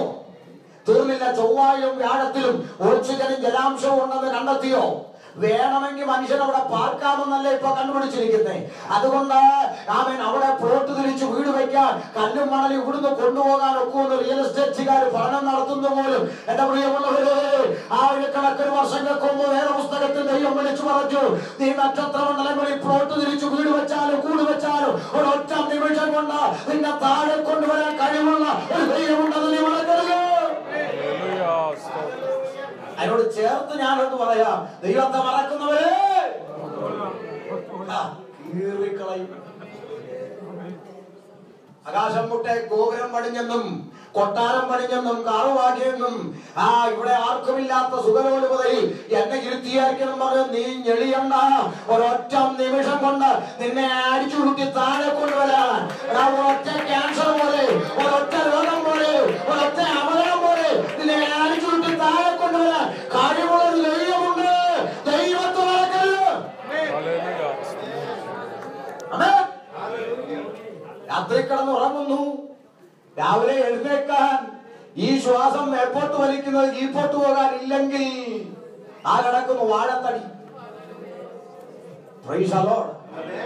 ഏത് മനുഷ്യനും ഉറച്ചു നിന്നാൽ എത്ര വലിയ സമ്പത്തുണ്ടെങ്കിലും ധനമുണ്ടെങ്കിലും പദവി ഉണ്ടെങ്കിലും ഒരു ശ്വാസം. ശ്രദ്ധിക്കണേ, ഇടയ്ക്കിടയ്ക്ക് ദൈവം നടത്തിയ വഴികൾ ഓർക്കണം. ദൈവത്തെ മറക്കരുത് കേട്ടോ. ആവർത്തന പുസ്തകത്തിൽ എന്റെ ദൈവം പറഞ്ഞു, നിനക്ക് ഞാൻ നന്മ തരാം. നീ നല്ല വീട് വെച്ച് ഭക്ഷിച്ച് ആടുമാട് കന്നുകാലി വെച്ചുപെരുകി നീ തൃപ്തി പ്രാപിച്ച് നീ ആ വീട്ടിൽ പാർക്കുമ്പോൾ അടിമ വീടായ മിസ്രയീമിൽ നിന്നും നിന്നെ ഇവിടം വരെ കൊണ്ടെത്തിച്ച നിന്റെ ദൈവമായ യഹോവയെ നീ മറന്നു പോകരുത്. ഒന്ന് തിരിഞ്ഞു നോക്കണേച്ചാ. മാതയൊന്ന് തിരിഞ്ഞു നോക്കണേ. ഇന്ന് ഈ കസേരയിൽ ഇവിടെ ഇരിക്കാൻ തക്കവണ്ണം എവിടെ നിന്നാ തമ്പുരാൻ ഈ മണ്ണിൽ ഈ ഒരു അനുഭവത്തിൽ കൊണ്ടുവന്നിരുത്തിയെന്ന് വല്ലപ്പോഴും തിരക്ക് പിടിച്ച ആ ബിസി ലോകത്തിനിടയിൽ ഒരു അല്പസമയം ഒന്ന് തിരിഞ്ഞു നോക്കണേ. എന്റെ ദൈവം ഏത് അനുഭവത്തിൽ നിന്ന് എന്നെ ഇവിടെ കൊണ്ടുവന്നിരുത്തിയെന്ന് ഒന്ന് വല്ലപ്പോഴും തിരിഞ്ഞു നോക്കിയാൽ ഈ ദൈവീക പ്രമാണം വിട്ട് ദൈവവചന കൽപ്പന വിട്ട് കരുത്തറുത്ത് താഴെയിട്ടാലും വചനം വിട്ടൊരു കളിക്ക് നീ കൂട്ടുനിൽക്കത്തില്ല. ദൈവവചനം വിട്ടൊരു കളിക്ക് നീ കൈയടിക്കത്തില്ല. കാരണം എന്നെ ഈ ഒരു അനുഭവത്തിൽ ഇവിടെ എത്തിച്ച എന്റെ ദൈവത്തെ എനിക്ക് തിരിഞ്ഞു നോക്കിയാൽ അറിയാം, അവൻ ചെയ്ത നന്മ എനിക്കറിയാം എന്ന് ഉറപ്പോടെ പറയുവാൻ സാധിക്കും.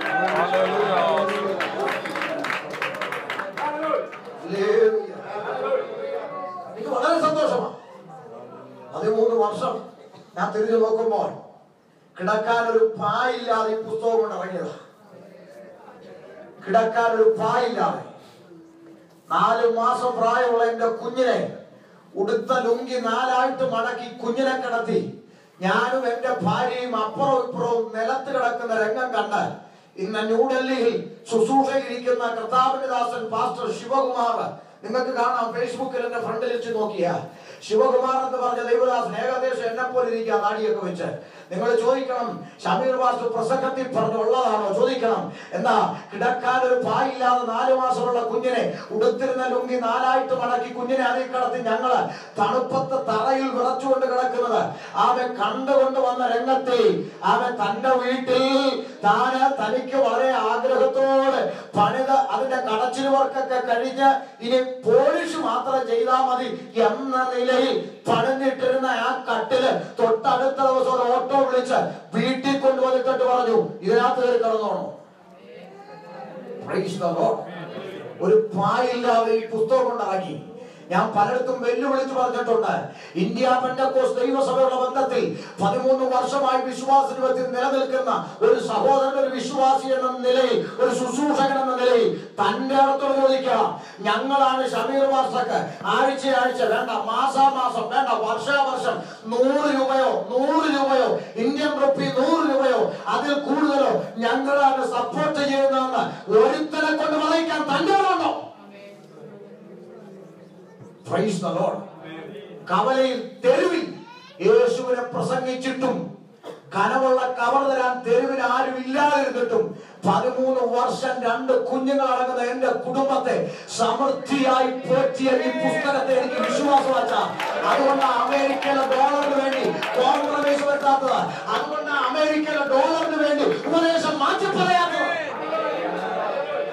Praise the Lord. 13 വർഷം എന്നെ നടത്തിയ എന്റെ ദൈവത്തെ മേലാലും നടത്തുമെന്ന് എനിക്ക് വിശ്വാസം. പിന്നെന്തിനാ നിന്റെ കയ്യിലെ ചിതറയ്ക്ക് വേണ്ടി ഞാൻ എന്റെ കർത്താവിനെ ഒറ്റുന്നത്? ഒരുത്തനെ സുഖിപ്പിച്ച് ഞാൻ 2 ദൂത് പറഞ്ഞാൽ അവൻ അന്നേരത്തെ ആവേശത്തെ എനിക്ക് 500 തന്നിരിക്കും. ചോദിക്കട്ടെ, എന്നും തരൂ? 500 വേണ്ടെന്ന് വെച്ച് ഞാൻ എന്റെ ദൈവത്തെ പ്രസാദിപ്പിച്ച് 2 വാക്ക് പറഞ്ഞാൽ സ്വർഗം തുറക്കും, എന്നും കിട്ടും. സ്വർഗം തുറന്നാൽ എന്നും കിട്ടും. അനുഭവത്തിലായി പുസ്തകം നമുക്ക് ഒത്തിരി പറയാനുണ്ട്. ഒരു സാക്ഷ്യത്തിൽ പോലും എനിക്ക് പറയാൻ പറ്റാത്ത അനുഭവങ്ങൾ വിശ്വാസ ജീവിതത്തിൽ നേരിട്ടയാളാ ഞാൻ. നിങ്ങൾക്ക് അറിയില്ല, യേശുവാണ് ഏക സത്യ ദൈവം എന്ന് പറഞ്ഞുകൊണ്ട്, സുവിശേഷം പറഞ്ഞുകൊണ്ട്, എന്റെ ഭവനത്തിനകത്ത് ആദ്യമായി യേശുവാണ് ദൈവം എന്ന് പറഞ്ഞുകൊണ്ട് വന്ന് കയറിയ വ്യക്തി, എന്റെ കുടുംബത്തിൽ ചെയ്ത അനീതി നിങ്ങൾ ആരുമാണെങ്കിൽ പിന്നെ ഒരുത്തൻ യേശു എന്ന് പറഞ്ഞ് ഇതിനകത്ത് വന്നാൽ അവനെ കാലിലടി പിടിക്കുന്നു പറഞ്ഞ് ഇറങ്ങേണ്ട ഗതി നിന്നേനെ. പക്ഷേ ഞാൻ രക്ഷിക്കപ്പെട്ടത് സത്യമായതുകൊണ്ട് കൃപയാൽ ദൈവം ഇതിനകത്ത് നിർത്തി. ഒത്തിരി അനുഭവം. ചെറിയ ചോദിക്കും, എന്തൊക്കെയാ പറയുന്നത്? അനുഭവിച്ചിട്ടാ പറഞ്ഞേ. എനിക്കറിയാം പെന്തക്കോസ്ത് എന്താന്ന്, എനിക്ക് നല്ലപോലെ അറിയാം ഇതിനകത്തെ ഇരട്ടത്താപ്പുകൾ എന്താന്ന്. എനിക്ക് തന്നെടുത്തുള്ളത് പറയാം, പ്രാഗൽഭ്യമുണ്ട്. നിങ്ങൾക്ക് എന്നെ എതിർക്കാം. എപ്പോഴാണെന്നറിയാമോ? ഇപ്പോഴല്ല. ഷമീർ പിന്മാറിപ്പോയി തൊപ്പിയിട്ട് മാറി നിന്നിട്ട് പെന്തക്കോസ്ത് അവന്മാരെല്ലാം കള്ളന്മാരാണ് എന്ന് പറഞ്ഞാൽ നിങ്ങൾക്ക് എന്നെ എതിർക്കാം. ഇന്ന് നിങ്ങൾക്ക് എന്നെ എതിർക്കാൻ പറ്റില്ല. കാരണം ഒരു പെന്തക്കോസ്തുകാരനെന്ന് അഭിമാനത്തോടെ പറയാൻ ആഗ്രഹിക്കുന്നവനാണ്. പൊതുമീഡിയയിൽ ഞാൻ ഞാനൊരു പെന്തക്കോസ്തുകാരൻ എന്ന് പറയുന്നത് അഭിമാനിക്കുന്നു എന്ന് പൊതുമീഡിയയിൽ ലോകം മുഴുവൻ കേൾക്ക്. എന്റെ ബാപ്പയുടെ ഉമ്മയുടെ കുടുംബക്കാർക്ക്, സകല മുസ്ലിം സമുദായക്കാർക്ക് ഒരു പെന്തക്കോസ്തുകാരൻ എന്ന് പറയുന്നത് അഭിമാനിക്കുന്ന വ്യക്തിയാണെങ്കിൽ ഇതിനകത്തു നിന്നുകൊണ്ട് എനിക്ക് പറയാം, സത്യം പറയാം. തിരിച്ചറിയണം. അതെ, നമുക്ക് വേദപുസ്തകത്തിന്റെ യാഥാർത്ഥ്യങ്ങൾ തിരിച്ചറിയണം. ദൈവത്തെ മറക്കരുത്. പലപ്പോഴും സ്കൂൾ തുറക്കുന്ന സമയത്ത് കുഞ്ഞുങ്ങൾക്ക് പുസ്തകത്തിനും യൂണിഫോമിനും ഭാരപ്പെട്ടപ്പോഴും നിങ്ങൾക്കറിയോ, മർത്തോമാക്കാരെ കൊണ്ട് മേടിച്ചു തന്നിട്ടുണ്ട് ദൈവം. അങ്ങനെ പോറ്റും. എലിയാവിന്റെ അടുക്കൽ കാക്ക അയച്ചതുപോലെ ഭക്തന്മാർക്ക് വേണ്ടി അങ്ങനെ നടത്തിയ വഴിയാണ് വിശ്വാസ ജീവിതത്തിന്റെ വഴി. അത് കേൾക്കണമെങ്കിൽ തല നനച്ചവരുടെ കൂടെ ഇച്ചിരി സമയം മെനക്കെട്ടിട്ട് ചോദിക്ക, അച്ഛാ അച്ഛാ എങ്ങനെ അച്ഛാ രക്ഷിക്കപ്പെട്ടെ? അമ്മാമേ അമ്മാമ എങ്ങനെ അമ്മാമ അമേരിക്ക വന്നേ? അവരൊരു കഥ പറഞ്ഞു തരും അങ്ങോട്ട്. അത് കേൾക്കണം, ആ കഥ കേൾക്കണം. ഒരു പറയും, ആരാധന കഴിഞ്ഞ് അവൻ വീട്ടിൽ പോകാൻ വണ്ടിക്കൂലി ഇല്ലാതെ കിലോമീറ്റർ നടന്ന അനുഭവം. അവൻ കുഞ്ഞുങ്ങൾക്ക് കൊടുക്കാൻ ഉണക്കക്കപ്പ പോലും ഇല്ലാതെ അവൻ ഏലിയാവിന്റെ കാക്ക വരുന്ന കഥയും പറഞ്ഞ് പ്രത്യാശയുടെ പാട്ടും പാടി പറ്റിച്ചുറക്കി. ജനാല തുറന്നിട്ട് ഇപ്പൊ ഇതിനകത്തൂടെ വരുമെന്ന് പറഞ്ഞ് കുഞ്ഞുങ്ങളെ പറ്റിച്ചുറക്കി. നോക്കേ, എങ്ങോട്ട് പോകുമെന്ന് അറിയാതെ കുഞ്ഞുങ്ങളെ പിടിച്ചോണ്ട് ബസ് സ്റ്റാൻഡിൽ വന്ന് നിന്ന് കരഞ്ഞിട്ട് അനന്തരം പുസ്തകത്തിന് വേണ്ടി നിലകൊണ്ട് പിതാക്കന്മാര് പച്ചമലം വാരിപ്പോയി. സുവിശേഷ വിരോധികൾ പച്ചമലം വാരി വായി എറിഞ്ഞിട്ട് പച്ചമലം വായലും ചുപ്പായലും പറ്റിപ്പിടിച്ചുകൊണ്ട് അടലോടും ജീവിതം അരുവി നീ തളരുകയോ സകലേന പാട്ട് പ്രത്യാശയോടെ പാടി അവർ ദൈവസന്നിധിയിൽ ഉറപ്പ് പ്രാപിച്ചതിന്റെ ഫലമാ ഇന്ന് യേശുക്കളത്തിൽ നിന്ന് പൊട്ടുന്ന പുതിയ പെന്തക്കോസ്ത്.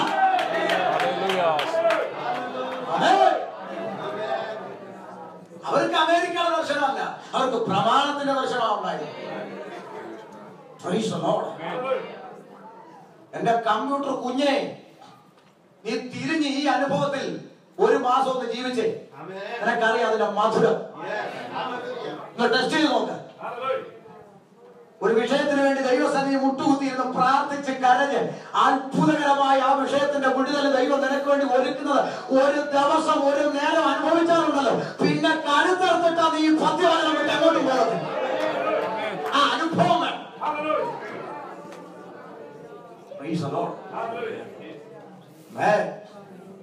ഞാൻ രക്ഷിക്കപ്പെട്ട കാലം ഞാൻ കണ്ട അനുഭവങ്ങളുണ്ട്, ഞാൻ അനുഭവിച്ച അനുഭവങ്ങളുണ്ട്. ഞാൻ ഇതൊന്നും പറയാറില്ല, കാരണം ഈ അത്ഭുതത്തെ അടയാളത്തെ പ്രൊജക്ട് ചെയ്ത് കാണിക്കുന്നതോടെ എനിക്ക് വലിയ താല്പര്യം ഇല്ലാത്തതുകൊണ്ടാണ് പറയുന്നത്, അനുഭവം ഇല്ലാത്തതുകൊണ്ടാണ്. 16 വർഷം മെന്റൽ ഡിപ്രഷനായി, ബൈപ്പോളാർ ഡിസോർഡർ എന്ന് പറഞ്ഞ ഡിപ്രഷനായിരുന്ന മനുഷ്യന് ഷമീർ മാസ്റ്റർ ഒറ്റ പ്രാർത്ഥനയിൽ സൗഖ്യം കിട്ടിയത് എനിക്ക് ജീവിതത്തിൽ ആദ്യമായി എനിക്ക് സമ്മാനമായി കാറ് മേടിച്ചു തന്നു. ഞാൻ പറഞ്ഞിട്ടില്ല ഒറ്റ സാക്ഷ്യം. അപ്പൊ ആ സാഹചര്യം വന്നുണ്ടാകും പറയാം. പ്രാർത്ഥിച്ചാൽ സൗഖ്യം വരും, അത്ഭുതം അടയാളം ഒക്കെ നടക്കും.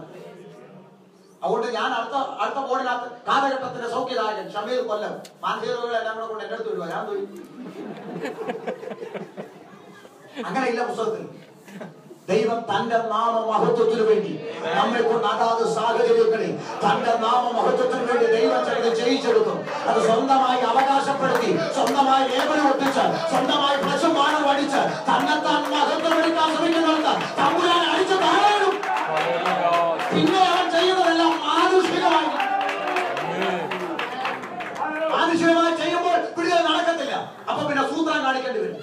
1000-ലും 2000-ലും കൂലി കൊടുത്ത് ആളെ കൊണ്ടിറക്കി മുടന്തനായിരുന്നത് ജഗനായിരുന്നത് കള്ളസാക്ഷ്യം പറയേണ്ടി വരും. വീഡിയോ എടുത്ത് നെറ്റിലിടേണ്ടി വരും. സ്വർഗം തന്നെ നാമമഹത്വത്തിന് വേണ്ടി ചെയ്യും. അതിനെക്കുറിച്ച് ഞാൻ പിന്നാലെ അല്ലെങ്കിൽ നാളെ വിശദീകരിക്കാം. കാര്യം മറ്റേ വിഷയത്തോട് ചേർന്ന് വരുന്ന അത്ഭുതം അടയാളമില്ല, നാളെ പറയാം. ഇതൊക്കെ നടക്കത്തില്ലെന്നൊന്നും ഇവിടെ ആരും വാദിക്കുന്നില്ല. നൂറുകണക്കിന് അത്ഭുതങ്ങളും അടയാളങ്ങളും അനുഭവിച്ചറിഞ്ഞ് വിശ്വാസ ജീവിതത്തിൽ വന്നവരോട് ഞാൻ അത്ഭുതമില്ലെന്ന് എവിടെയെങ്കിലും പറഞ്ഞിട്ടുള്ളൂ? നമ്മുടെ ലക്ഷ്യം മാറില്ലെന്നാണ് ഞാൻ പറയുന്നത്. നമ്മുടെ ലക്ഷ്യം ഇതൊന്നല്ല. നമ്മുടെ പിതാക്കന്മാർ വില കൊടുത്തിറങ്ങിയത് ഉളുക്കും വിരിപ്പും ധരിപ്പും മാറാനല്ല. അവർ പ്രത്യാശ വെച്ചത് ഒരു നിത്യതയായിരുന്നു. എടാ, ഉളുക്ക് മാറാനാണെങ്കിൽ പെന്തക്കോസ്ത് നിമിത്തം വീട്ടിൽ നിന്ന് ഇറങ്ങിയ പിതാക്കന്മാർ ഉളുക്ക് മാറാൻ ഇറങ്ങിയതാണെങ്കിൽ അപ്പച്ചന്മാരുടെ ഇത് ചവിട്ട് മേടിച്ച് നടുവൊടിയേണ്ട കാര്യമുണ്ടോ? ഉളുക്ക് മാറാൻ ഇറങ്ങിയവൻ നടുവൊടിക്കേണ്ട കാര്യമുണ്ടോ? നടുവൊടിഞ്ഞാൽ നിത്യതയിൽ പോകണമെന്നായിരുന്നു അവരുടെ ലക്ഷ്യം.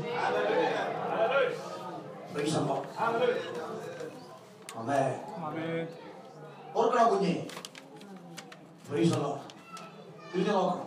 വിശ്വാസ ജീവിതത്തിന്റെ അനുഭവത്തിൽ തിരുവനന്തപുരത്ത് ചെന്ന് എങ്ങോട്ട് പോകണമെന്ന് അറിയാൻ നിന്ന സമയത്ത് മെഡിക്കൽ കോളേജിലെ ഹെഡ് നേഴ്സ് ലീല ആന്റി എന്ന് പറഞ്ഞ ആന്റി കമ്മലും മാലയിടാത്തന്റെ ഭാര്യയെ കണ്ട്, വിശ്വാസിയാന്ന് കണ്ട്, അയ്യോ ഇവിടാണോ നിൽക്കുന്ന വാന്ന് പറഞ്ഞ് വിളിച്ചുകൊണ്ട് പോയി അവിടെ കുടുംബ വീട് ഞങ്ങൾക്ക് സൗജന്യമായി തുറന്നു തന്നു. അതിനകത്ത് കൈക്കുഞ്ഞുമായി കയറി താമസിച്ചു. ആ വീട്ടിൽ താമസിച്ചു, സുവിശേഷ വേല ചെയ്തു. അടുത്ത ദിവസങ്ങളിൽ നോക്ക്, ദൈവം ചെയ്ത അത്ഭുതം പറയാൻ ഒത്തിരി ഉണ്ട്. അടുത്ത ദിവസങ്ങളിൽ കുഞ്ഞിനത് പാല് കാച്ചി കൊടുക്കാൻ അടുക്കളയിൽ വേണ്ടുന്ന സാഹചര്യങ്ങളില്ല. 2-3 പാത്രം തന്നു. തിരുവനന്തപുരത്തൊക്കെ കോർപ്പറേഷൻ വീട് അവിടെ ഒന്നും അടുപ്പ് ചെയ്തിട്ടില്ല. അവിടെ എല്ലാം ഗ്യാസാ, അടുപ്പ് ചെയ്തില്ല, എല്ലാം ഗ്യാസാ. ഗ്യാസിനായിട്ട് ഒരു പഴയ അടുപ്പ് ഒരു ആന്റി തന്നു. അത് കൊണ്ടുവച്ച കയ്യിൽ കുറ്റി വേണം, കുറ്റി. അപ്പോ അവിടെയുള്ള അടുത്തുള്ള PMG ചർച്ചിലെ തങ്കമണി എന്ന് പറഞ്ഞ ആന്റി അവരുടെ കാലിക്കുറ്റി കൊണ്ടെന്ന് പറഞ്ഞ് നിറച്ചെടുക്കാൻ എടുത്തു. ഇത് കാലിക്കുറ്റി കൊണ്ടുവച്ചു. അത്രയും കാര്യം ഓക്കെ. ദൈവസേനയിൽ പ്രാർത്ഥിച്ചുകൊണ്ടിരിക്കുക. കാണുക, ഒരു പെട്ടിയാട്ടോ പട ചടവാന്ന് ഗേറ്റിനടുത്ത് വന്നു. ഒരു മനുഷ്യൻ ഒരു ഗ്യാസും എടുത്തുകൊണ്ട് നേരെ വീട്ടിനകത്തോട്ട് കയറി അടുക്കളെ കൊണ്ടുവച്ചു. കാലിക്കുറ്റി എടുത്തോളം വെച്ച് തിരിച്ചിറങ്ങി ഫ്രണ്ട് കോളി വന്നിട്ട്, സാറേ പൈസ തരാം. എനിക്കൊന്നും മനസ്സിലായില്ല. ഞാൻ ചോദിച്ചു എത്ര രൂപയാ? അന്നാണ്ട് 290 രൂപയാണ് ഇന്ന റുപ്പി. ഞാൻ 1 മിനിറ്റ് എന്ന് പറഞ്ഞ് ഞാൻ ലീലാൻഡി എടുത്ത് ഹൗസ് ഓണർ ലീലാൻഡി ആന്റി ഒരു 200 രൂപ കൂടെ തന്നെ ബാക്കി കാര്യങ്ങളെല്ലാം പിന്നെ പറയുന്നത് തരാൻ പറഞ്ഞു. തന്നു. ഇവനെ പറഞ്ഞു വെച്ചിട്ട് ഞാൻ വന്നിട്ട് പറഞ്ഞു, ആന്റി ഗ്യാസ് വേണ്ടി വന്നു. എങ്ങനെയാണെന്ന് ഒരു പിടുത്തമില്ല. അവൻ അടുക്കളെ കൊണ്ടുവച്ചിട്ട് ഇങ്ങനെ പറഞ്ഞു. അത്ഭുതമല്ലേ? ഇനി എന്താ സംഗതി?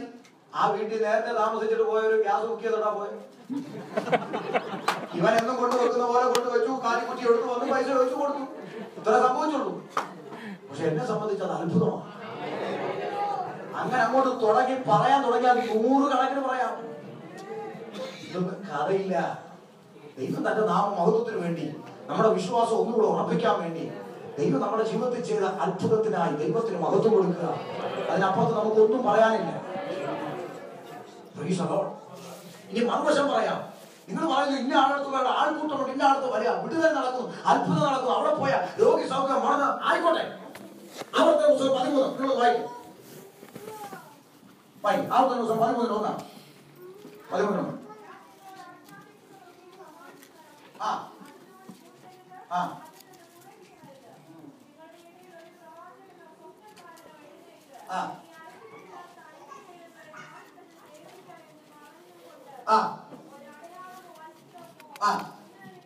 മുന്നറിയിക്കുകയും സംഭവിക്കത്തില്ലെന്നല്ല സംഭവിക്കുകയും ചെയ്താൽ കണ്ടോ? നമ്മൾ പറയുന്നത് സംഭവിച്ചല്ലോ പക്ഷെ ഞങ്ങൾ കണ്ടല്ലോ.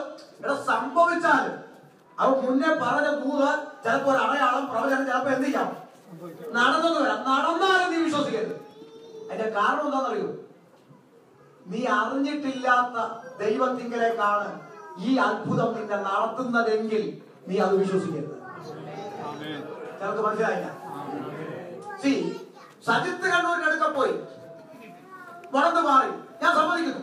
പക്ഷെ മുടന്ത് മാറി ഇവന്റെ അടുക്കൽ ആരാധനയ്ക്ക് കൂടുന്നവനോട് ഇവൻ പഠിപ്പിക്കുന്ന തിയറി സ്നാനപ്പെടാതെ തിരുവേഷം എടുക്കാനും ഉപവാസം വേണ്ടെന്നും ഇത്യാദി വചനവിരുദ്ധമായ കാര്യങ്ങളാണ് ഇവൻ പഠിക്കുന്നതെങ്കിലും പഠിപ്പിക്കുന്നതെങ്കിൽ ഈ സൗഖ്യം പ്രാപിച്ചവനോടാ പോകുന്നത്?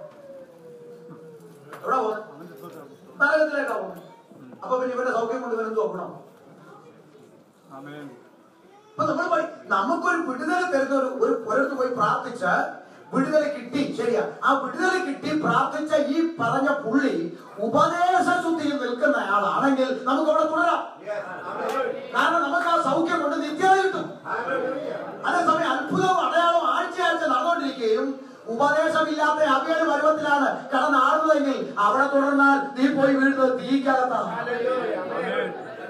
ഇത് പലർക്കും മനസ്സിലാകത്തില്ല. അതുകൊണ്ട് നേരത്തെ പറഞ്ഞ ഫയർ വിങ്സ്, തീ തീ തീ ഫയർ. ഇപ്പൊ കണ്ടുകൊണ്ടിരിക്കുക ഇന്റർനെറ്റിലൂടെ ഫയറിന്റെ ഗുണങ്ങളൊക്കെ. ഇതൊക്കെ ആൾക്കാരുടെ മഠയത്തരമായ പഠനം കൊണ്ട് സംഭവിച്ചതാ. പരിശുദ്ധാത്മാവ് തീയ തീയ തീയ തീയ തീയ തീയ തീയ തീയ തീയ തീയ തീയ എന്തോ തീയ എന്തോ തീയ? അതിനെടുക്കുന്ന 2 വാക്യം. ഒന്ന്, എന്റെ പിന്നാലെ ഒരു വരുന്നുണ്ട്, അവൻ ചെറുപ്പിന്റെ വാറഴിപ്പാൻ ഞാൻ യോഗ്യനല്ല, അവൻ നിങ്ങളെ പരിശുദ്ധാത്മാവിനാൽ തുല്യമായ സ്നാനം കഴിപ്പിക്കും. ഒരു വിവരവും ഇല്ലാത്ത കുറെ പെണ്ണുങ്ങൾ തീന്ന് കേട്ടാൽ 100 തീന്ന് കേട്ടാൽ മതി 100. പ്രിയമുള്ളവരെ, അതിന്റെ താഴോട്ട് കൂടെ വായിക്കണം. വീശുപുറം അവൻ വീശും, നല്ലതിനെയൊക്കെ വേർതിരിച്ചിട്ട് 10 തീയിലിട്ട് ചുട്ടുകളയും എന്ന് പറഞ്ഞാൽ 2 പോയിന്റ് അവിടെ പറഞ്ഞു. പരിശുദ്ധാത്മാവിനാണ് തീയാണ്. പിന്നെ പറയുന്നു വീശുപുറമുണ്ട്. അർത്ഥാൽ വീശും. അവൻ നല്ലതിനെ വേർതിരിക്കും, മറ്റതിനെ തീയിലിട്ട് ചുടും. വിശ്വസിക്കുന്നവനെ പരിശുദ്ധാത്മാവിനാലും വിശ്വസിക്കാത്തവനെ തീയിലിട്ട് കളയാനും അധികാരമുള്ളവൻ പുറകെ വരുന്നുണ്ട്. മനസ്സിലായോ? അല്ലാതെ ഈ തീയും പരിശുദ്ധാത്മാവാണെങ്കിൽ അതിന് മുമ്പേ പിന്നെ പരിശുദ്ധാത്മാവെന്ന് പറയേണ്ട കാര്യമുള്ളൂ. ഞാൻ പറഞ്ഞത് നിങ്ങൾക്ക് മനസ്സിലാവുന്നു? അവൻ നിങ്ങളെ പരിശുദ്ധാത്മാവിനാലും തീയാൽ സ്നാനം കഴിക്കും. അപ്പൊ ഈ തീയും പരിശുദ്ധാത്മാവാണെങ്കിൽ 2 പ്രാവശ്യം എന്ന് പറഞ്ഞു. മനസ്സിലാവുന്നില്ല? അവൻ നിങ്ങളെ പരിശുദ്ധാത്മാവിനാലും എന്ന് വരുന്നില്ലേ? അപ്പൊ അവിടെ പരിശുദ്ധാത്മാവിനാലും വിശ്വസിക്കാത്തവനെ തീയിലിട്ട് കളയാനും അധികാരമുള്ളവൻ. ആ അധികാരം തെളിയിക്കുന്ന വാക്യമാണ് യോഹന്നാൻ 5:22. പിതാവിനെ എല്ലാവരും ബഹുമാനിക്കുന്നത് പോലെ പുത്രനെയും ബഹുമാനിക്കേണ്ടതിന് പിതാവ് ആരെയും ന്യായം വിധിക്കാതെ ന്യായവിധിയെല്ലാം പുത്രനോട് തിരിക്കുന്നു. അതാണ് യോഹന്നാൻ സാക്ഷ്യപ്പെടുത്തിയത്. ഇവനാ അധികാരം ലഭിച്ചിരിക്കുന്നവൻ. ഇനി മറ്റൊരു ഭാഗം പറയുന്നത്, പിന്നെ മർക്കോസിന്റെ വാളികമുറിയിൽ പരിശുദ്ധാത്മാവ് തീയെന്നാവോ എന്ന പോലെ അവരുടെ മേൽ. അവിടെ ഒരു പോലെയുണ്ട്. പോലെ വന്നിരിക്കുന്നത് പണ്ട് മലയാളം ടീച്ചർ പഠിപ്പിച്ച വാക്കുണ്ട്, ഒന്നിനൊന്നോട് സാദൃശ്യം ചെന്നാൽ ഉപമയാ മതം എന്ന് പറഞ്ഞാൽ പോലെ എന്ന് എഴുതി എന്താ? ഉപമയാ അല്ലേ? നോക്ക്, യേശുക്രിസ്തു സ്നാനമേറ്റവിടെ വെള്ളത്തിൽ നിന്ന് കയറി അല്ലെ? മത്തായി 3:13. സ്നാനമേറ്റവിടെ വെള്ളത്തിൽ നിന്ന് കയറി പരിശുദ്ധാത്മാവ് പ്രാവെന്ന പോലെ. അപ്പൊ പരിശുദ്ധാത്മാവിനോട് എന്തിനോടാ ഉപമിച്ചത്? പ്രാവിനോട്. നിങ്ങൾ ഇവിടെ ആരാൻ കഴിഞ്ഞാൽ കൂടെ ഇറങ്ങുമ്പോ ഒരു പ്രാവിനെ കണ്ടു, പരിശുദ്ധാത്മാവ് കൺവെൻഷൻ വന്നെയാണോ? ചോദിക്കാറുണ്ടോ? ഉണ്ടോ? വെളിപ്പാട് പുസ്തകത്തിൽ യേശുക്രിസ്തുവിനെ കുറിച്ച് പറയുന്നു, അറുക്കപ്പെട്ടിട്ടും നിൽക്കുന്ന കുഞ്ഞാട് അല്ലെ? അറുക്കപ്പെട്ടിട്ടും നിൽക്കുന്ന കുഞ്ഞാടിനെ പോലെ.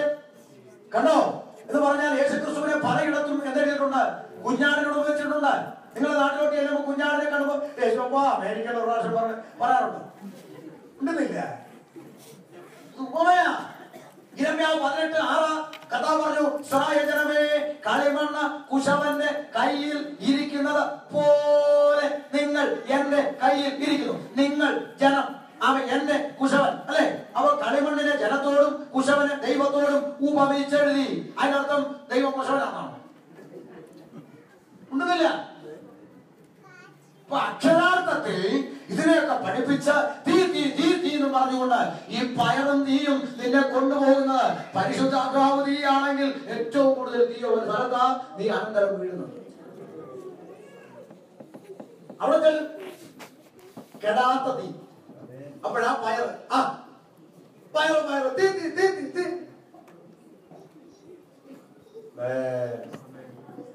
പ്രിയമുള്ളവരെ, എനിക്ക് സങ്കടം ഇതൊന്നുമല്ല. ഈ 1.5 മണിക്കൂറിലെല്ലാം പറഞ്ഞു കേട്ടാൽ ഒരാഴ്ച തികയുന്നതിന് മുമ്പ് ഇനി പലതും പോയി കിടന്നതുള്ളൂ. ഈ ചർച്ചിന്റെ പാസ്റ്ററാണോ? അതുകൊണ്ട് എനിക്കൊരു സമാധാനം. ഇദ്ദേഹം പോലെ വരെ പൗലോസ് പറഞ്ഞ പോലെ ഞാൻ പോയ ശേഷം കൊടിയ എന്നാക്കൾ ഇതിനകത്ത് കടക്കുമെന്ന് പൗലോസ് പറഞ്ഞു. എന്ന് പറഞ്ഞാൽ ഞാൻ ഇരിക്കുന്ന കാലത്തോളം ഒരെണ്ണ ഇതിനകത്ത് കടത്തില്ലെന്നായിട്ടാണ്. അവിടെ ഈ മനുഷ്യൻ ഇരിക്കുന്നിടത്തോളം എനിക്ക് ഇച്ചിരി പ്രതീക്ഷയുണ്ട്.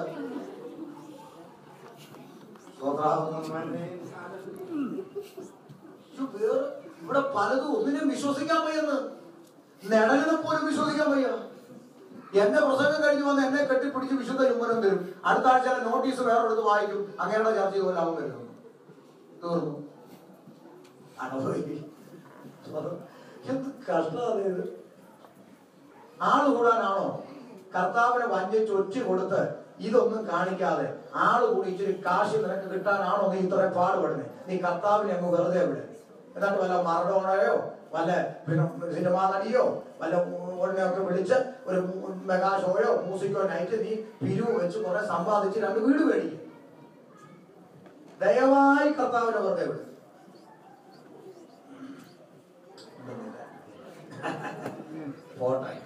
ഞാൻ ഇന്നലെ പറഞ്ഞല്ലോ, ഇതൊക്കെ ആർക്കാ കുത്തുകൊള്ളുന്നത് അങ്ങോട്ട് ഇറങ്ങുമ്പോൾ നിങ്ങൾക്ക് അറിയാം.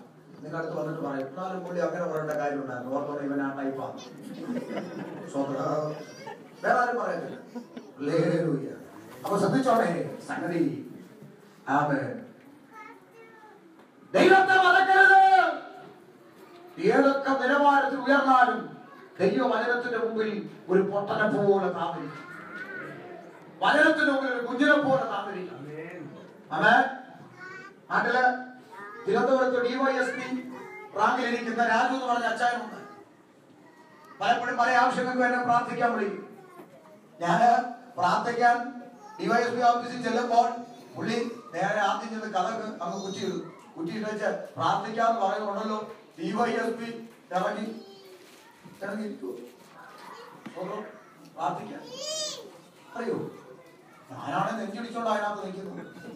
സ്വന്തം അതൊക്കെ ദൈവവചനത്തിന് മുമ്പിൽ നമ്മുടെ സ്ഥാനമോ മാനമോ നമ്മളിരിക്കുന്ന പദവിയോ ഇതൊക്കെ തമ്പുരാന്റെ ദാനമാ, വെറും ദാനം.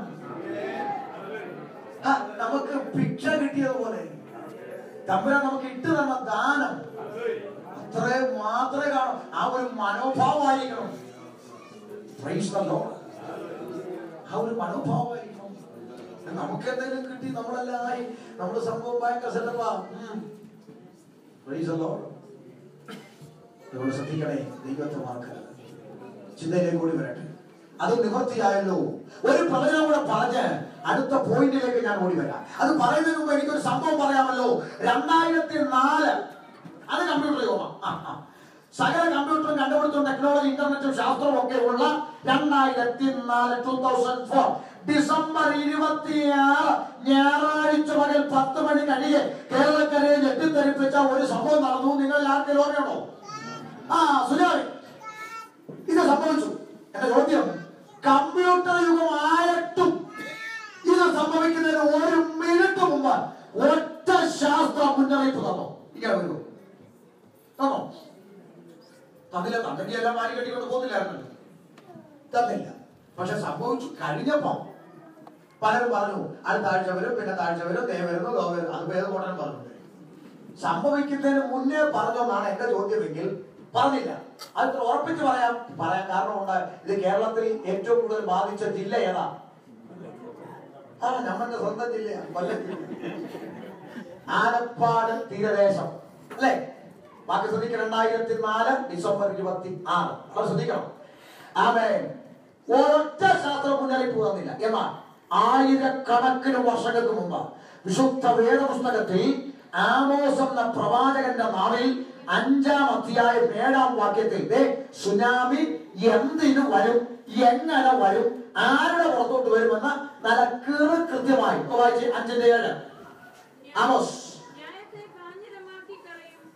അങ്ങനല്ല, തീർക്കുകയും ന്യായത്തെ കാഞ്ഞിരമാക്കി തീർക്കുകയും നീതിയെ നിലത്ത് തള്ളിയിടുകയും ചെയ്യുന്ന ജനമേ. അപ്പൊ ആരോടാ തമ്പുരാൻ ഇത് പറയുന്നത്? ന്യായത്തെ കാഞ്ഞിരമാക്കുന്ന ജനം, നീതിയെ നിലത്ത് തള്ളിയിടുന്ന. എന്നെ ശ്രദ്ധിച്ചേ, ആ സൗകര്യം വായിച്ചോളൂ. നിങ്ങൾ ശ്രദ്ധിച്ചേ, നീതിയെ നിലത്ത് തള്ളിയിടുന്ന ജനം. അപ്പൊ എന്തുവാ ഇത്? മനസ്സിലായില്ല. പറയാം. ന്യായത്തെ കാഞ്ഞിരമാക്കുക. കാഞ്ഞിരത്തിന്റെ പ്രത്യേകത എന്താ? കയ്പ്. ന്യായം എന്ന് പറഞ്ഞാൽ സത്യം അല്ലെ? അന്യായമല്ലാത്തത് ന്യായം. ന്യായമായ കാര്യം പറഞ്ഞുകൊണ്ട് ചെല്ലുമ്പോൾ പലരും എന്ത് ചെയ്യും? കാഞ്ഞിരം പോലെ തുപ്പിക്കളയും. എന്നോട് പറയാം നീ ആയോന്നൊക്കെ ചോദിച്ച് ഒരു കൂട്ടം. മറ്റൊന്ന്, നീതി പ്രസംഗിക്കുന്നവരെ നിലത്തിട്ട് ചവിട്ടുന്നു. സത്യമല്ലേ? കള്ളന്മാരെ പൊങ്കാലിട്ട് വാഴിക്കുന്നു. നീതി പ്രസംഗിക്കുന്നവരെ നിലത്തിട്ട് ചവിട്ടുന്നു. അങ്ങനെ ഒരു ജനത്തെ നോക്കി പറയുകയാണ്.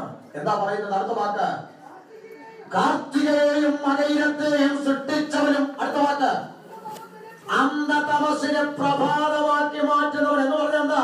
രാത്രിയെ പകലാക്കി മാറ്റുന്നവൻ. അടുത്ത വാക്ക്, പകലിനെ തിരിച്ച് രാത്രിയാക്കി ഇരുട്ടുന്നവൻ. അടുത്ത വാക്ക് നിങ്ങൾ സമുദ്രത്തിൽ കിടക്കുന്ന വെള്ളത്തെ എങ്ങനെ പറയാ മാമേ വിളിച്ച എന്ന് പറഞ്ഞ എന്താ? വിളിക്കാതെ ഇങ്ങോട്ട് കയറി വരാൻ പുള്ളി അത്രയ്ക്ക് മാനം കെട്ടൊന്നും അല്ല. ആര്?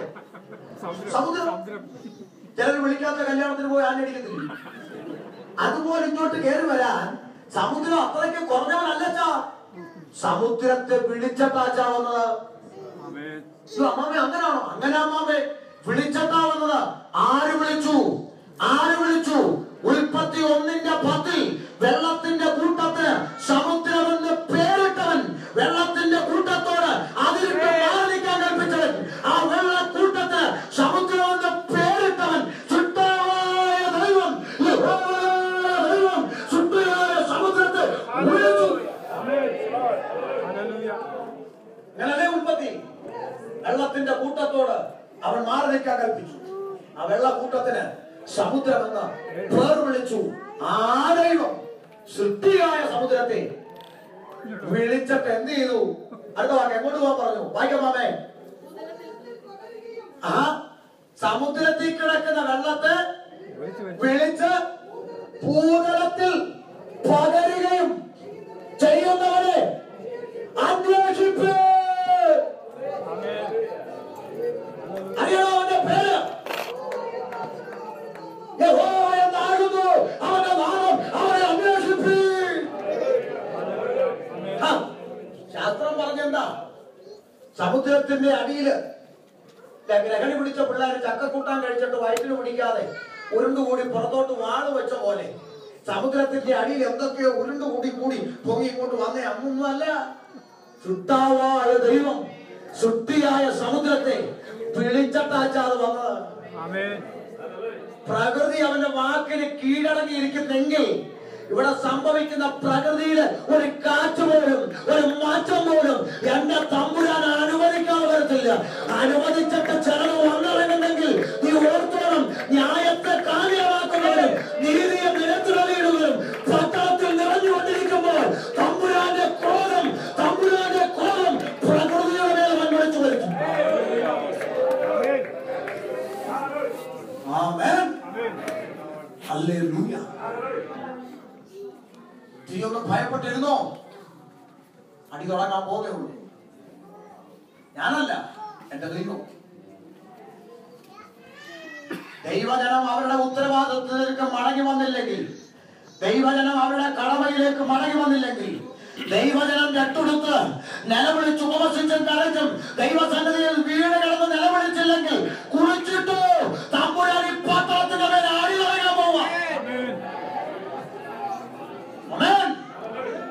നീ എവിടെ ഓടും? സമുദ്രത്തിന്റെ അറ്റം വരെ ഓടും. എങ്ങോട്ട് ഓടും? ഫ്ലൈറ്റ് പൊങ്ങി 10-15 മണിക്കൂർ നീ അതിനകത്ത് അന്തരീക്ഷത്തിൽ ഇരുന്നെങ്കിലല്ലേ അവിടെ ചെന്ന് ഇറങ്ങൂ. എങ്ങോട്ട് ഓടും? നിലവിളിച്ചോ, രട്ടെടുത്തോ, കരയാൻ തുടങ്ങിക്കോ. ഇനിയും കിട്ടാൻ പോവാ കിട്ടാൻ മതിയായില്ലേ? സ്വത്രം കിട്ടിയില്ലേ? നീ എന്തോ കിട്ടാൻ?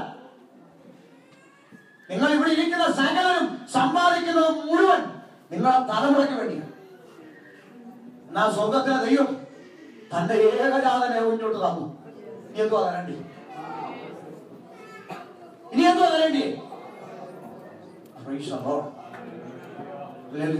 തരിക. പ്രാപിച്ചോ കിട്ടാൻ പോവുക. ഇതൊന്നുമല്ല അച്ഛാ, ഇനിയും വരാൻ പോവാ അച്ഛാ. ഓ ചില വിടുതലുകൾ, ചിലരെയൊക്കെ ആരാണ്ടൊക്കെ എങ്ങാണ്ടൊക്കെ. ഇതാണോ മനുഷ്യതാണോ?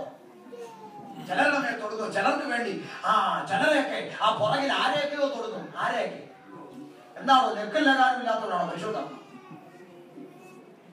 അല്ലേ? ഇവരെ കേടുകൾ വിളിച്ചു പറഞ്ഞ് നീ മായാലോകത്തിലേക്ക് പോയിക്കൊണ്ടിരിക്കുക. ദൈവജനമേ, ഇന്ന് രാത്രി നീ രട്ടെടുത്ത് മടങ്ങുക, നിലവിളിച്ചു മടങ്ങുക. നിന്റെ സ്ഥാനമാനം പടിഞ്ഞ് നിലത്തോട്ട് മുട്ടുകുത്തിയിരുന്ന് ദൈവസനയിൽ ഉപവസിച്ചും കരഞ്ഞും തമ്പുരാനോട് ഏറ്റുപറഞ്ഞ് നിലവിളിക്ക്. എന്റെ നാമം വിളിക്കപ്പെട്ടിരിക്കുന്ന എന്റെ ജനം, എന്റെ നാമം വിളിക്കപ്പെട്ടിരിക്കുന്ന എന്റെ ജനം തങ്ങളെ തന്നെ താഴ്ത്തി പ്രാർത്ഥിച്ച് എന്റെ മുഖം അന്വേഷിച്ച് അവരുടെ പാവങ്ങളെ ഏറ്റു പറയുന്നെങ്കിൽ സ്വർഗത്തിൽ നിന്ന് കേട്ട് അവൻ ദൈവം ക്ഷമിച്ച് ഈ പട്ടണത്തിൽ ദൈവം സൗഖ്യപ്പെടുത്തും.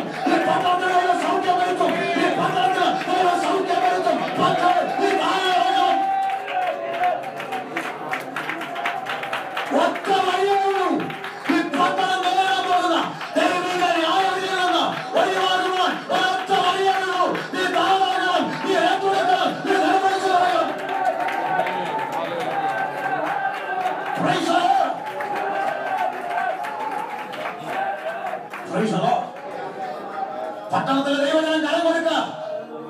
പട്ടണത്തിലെ ദൈവജനം സംഘടനാ സ്പിരിറ്റ് വളർന്ന് കരം കൊടുക്കുക. സഭയിലെ ആത്മാവ് കൊണ്ടിരിക്കാതെ കരം കൊടുക്കുക. യൂദായിക്ക് കരം കൊടുത്താലും പ്രാർത്ഥിക്കുന്നവന് കൈ കൊടുക്കത്തില്ല പലരും.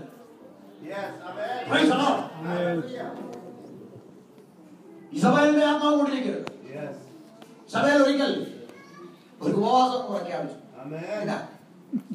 ദൈവത്തോടുള്ള സ്നേഹം അങ്ങ് മൂത്ത് തുരാനേന്ന് പറഞ്ഞൊന്നുമല്ല, മറ്റവന് പണി കിട്ടാൻ.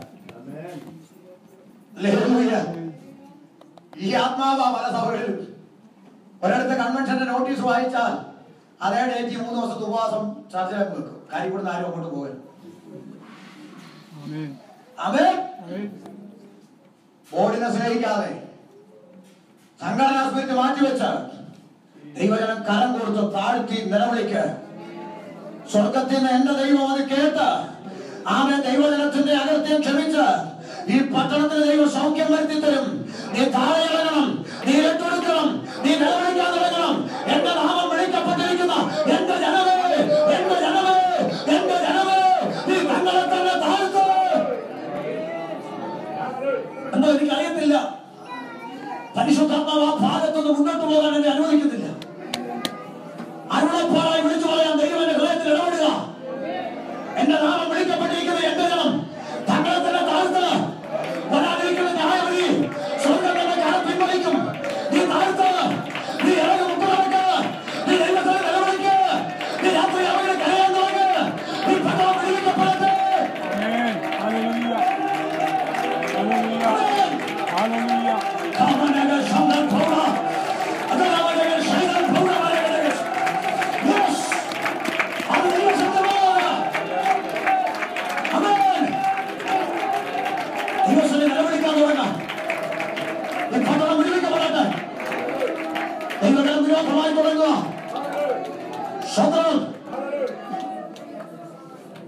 പ്പെടുത്തുന്ന ദൂത് നീ നിർത്താം. കർണസമാഗമാർ കെട്ടുകഥ കേൾക്കുന്ന കാലം നീ നിർത്താം. പത്യവചനത്തിൽ നീ ചെവി കൊടുക്കാം. ദൈവത്തിന്റെ കരം ദൈവം പിൻവലിക്കും.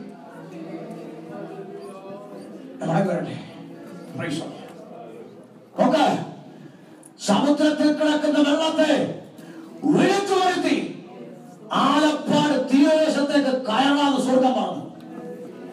ആമേൻ, ആമേൻ. രണ്ട് കാര്യം എനിക്ക് പറയാം. സമുദ്രത്തിൽ വേണമെങ്കിൽ എന്റെ ചിന്തയാണ്, വേണമെങ്കിൽ ചോദിക്കാം, ഓഹേ ഇന്ന് തന്നെ കാണോ? തമ്പുരാൻ ചോദിക്കും, എന്താ? അല്ല, ഇന്നലെ ക്രിസ്മസ് കഴിഞ്ഞേ ഉള്ളൂ, എല്ലാം ഫിറ്റായി കിടക്കുക. ക്രിസ്മസ് ഫിറ്റാകാനാണ്. ഇന്ന് തന്നെ കാണോ? തമ്പുരാൻ പറയും, സമുദ്രമേ, ഇവ ന്യായത്തെ കാര്യമാക്കുന്ന ജനമാ, നീതി പ്രസംഗിക്കുന്ന എന്റെ അഭിഷിക്തന്മാരെ നിലത്തിട്ട് ചവിട്ടുന്ന ജനമാ, കോംപ്രമൈസ് വേണ്ട, കേൾക്കോ. സ്വർഗം ഓർഡർ കൊടുത്തു. ആത്മാവിനെ പ്രാപിച്ച ദൈവമക്കള് ഇതിനകത്തിരിപ്പുണ്ടെങ്കിൽ സ്തുതിക്കാൻ വകയുള്ള ഒരു ദൂത് ഞാൻ പറയാൻ പോവാ. നീ ആത്മാവിനാകുന്നതാ ഈ ദൂത് കേട്ട് ആത്മാവിനായിക്കോണം. നീ ആത്മാവിനാകുന്ന ഈ ദൂത് കേട്ട് നീ പരിസരമാണ് ദൈവത്തെ സ്തുതിക്കണം. അല്ലാതെ കാലുവേനും നടുവേനും കൊട്ടൻ ചുക്കാലിയും കേൾക്കുമ്പോൾ അടിച്ചു കൊടുക്കരുത്. അമ്മേ, ദൂത് കേട്ടോ, നീ ദൂത് കേട്ടോ. ആലപ്പാട് തീരദേശത്തും ആലപ്പാട് തീരദേശത്തും കൊട്ടിപ്പാടി കലവില പറയുന്ന ദൈവമക്കളുള്ള സ്ഥലമാണ്. നാം ദൂത് കേട്ടോ. ഞായറാഴ്ച പകൽ 2004 ഡിസംബർ 26 ഞായറാഴ്ച പകൽ 10 മണി കഴിഞ്ഞപ്പോൾ ദൈവമക്കൾ എവിടെ പോയി? എവിടെ പോയിട്ടാ? ആരാധനയ്ക്ക് ആലയത്തിൽ പോയി. സ്വന്തം മക്കളെ ദേശത്തു നിന്ന് മാറ്റി നിർത്തിവെച്ച സമുദ്രത്തിലെ വെള്ളത്തെ വിളിച്ച് പൂരത്തിൽ പകരപ്പോൾ അഭിമാനത്തോടെ അഭിമാനത്തോടെ അവിടെ നഷ്ടപ്പെട്ടതായി ഇന്ന് റിപ്പോർട്ട് ചെയ്തിട്ടുള്ളത്.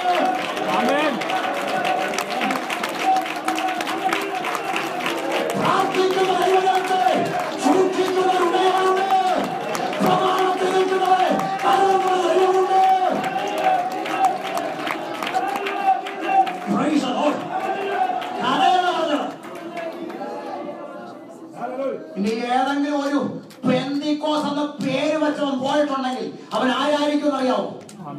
അവൻ ആരായിരിക്കും അറിയോ? ആരാധന മുടക്കി സൂത്രം കാണിച്ചിരുന്നവൻ.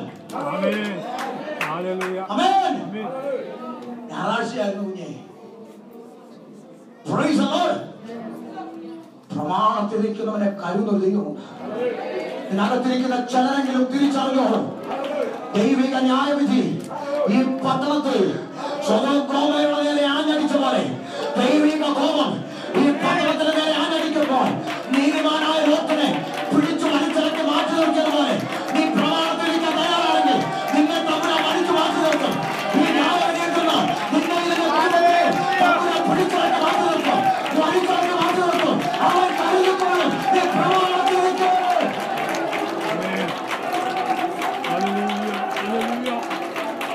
ദൈവമല്ലാത്ത വഴിയെ വിട്. ദൈവമല്ലാത്ത ബന്ധങ്ങളെ വിട്. ദൈവമല്ലാത്ത ഫോട്ടോകളെ വിട്. ദൈവമല്ലാത്ത ഇടപെടലിനെ വിട്. Praise the Lord. ദൈവമല്ലാത്ത വചനത്തിന് വേണ്ടി നിൽക്കാം. വിശ്വാസത്തിന് ഒരു ചലഞ്ചാത്തേക്ക് എടുക്കാം. വിശ്വാസത്തിന് ഒരു ചലഞ്ചാത്തേക്ക് എടുക്കാം. Praise the Lord. ദൈവം നിന്നെ വലിച്ചിറക്കി മാറ്റി നിർത്തും. Praise the Lord. നിവൃത്തിയായി. Praise the Lord. 2004 December 26 സമുദ്രത്തിലെ തിരമാലയെ വിളിച്ചു വരുത്തി ഭൂതലത്തിൽ പകർന്നു. ശാസ്ത്രജ്ഞന്മാരുടെ പേരാ സുനാമി. Praise the Lord. മാത്രേ ബൈബിൾ പ്രവചന ഗ്രന്ഥമാ. അത് ഈ പറഞ്ഞ കാര്യങ്ങളൊക്കെ ഇപ്പൊ നടന്നു അല്ലേ? അത്ര മനസ്സിലായല്ലോ? മനസ്സിലായി. പിന്നെ എന്താ വിഷയം? എന്നാ കേട്ടോ, ആബേൽ വേദപുസ്തകത്തിൽ ആയിരക്കണക്കിന് വർഷങ്ങൾക്ക് മുമ്പ് വിശുദ്ധ വേദപുസ്തകത്തിൽ എഴുതപ്പെട്ട ചെറുതും വലുതുമായ പ്രവചന ശബ്ദം കമ്പ്യൂട്ടർ യുഗത്തിൽ നിവർത്തിയായെങ്കിൽ ഇനി നിവർത്തിയാകാൻ പോകുന്ന ഒരു പ്രവചനമാ കുറിവാക്യമായി വായിപ്പിച്ചത്. അത് പ്രവാചകൻ പറഞ്ഞതല്ല, പുരോഹിതൻ പറഞ്ഞതല്ല, രാജാക്കന്മാർ പറഞ്ഞതല്ല, നേതാക്കന്മാർ പറഞ്ഞതല്ല. പിന്നെയോ സ്വർഗത്തിലെ ദൂതന്മാർ അടിവരയിട്ട് പറഞ്ഞു, അവൻ പോയതുപോലെ തന്നെ, അവൻ പോയതുപോലെ തന്നെ, അവൻ പോയതുപോലെ തന്നെ വീണ്ടും മടങ്ങി വരും.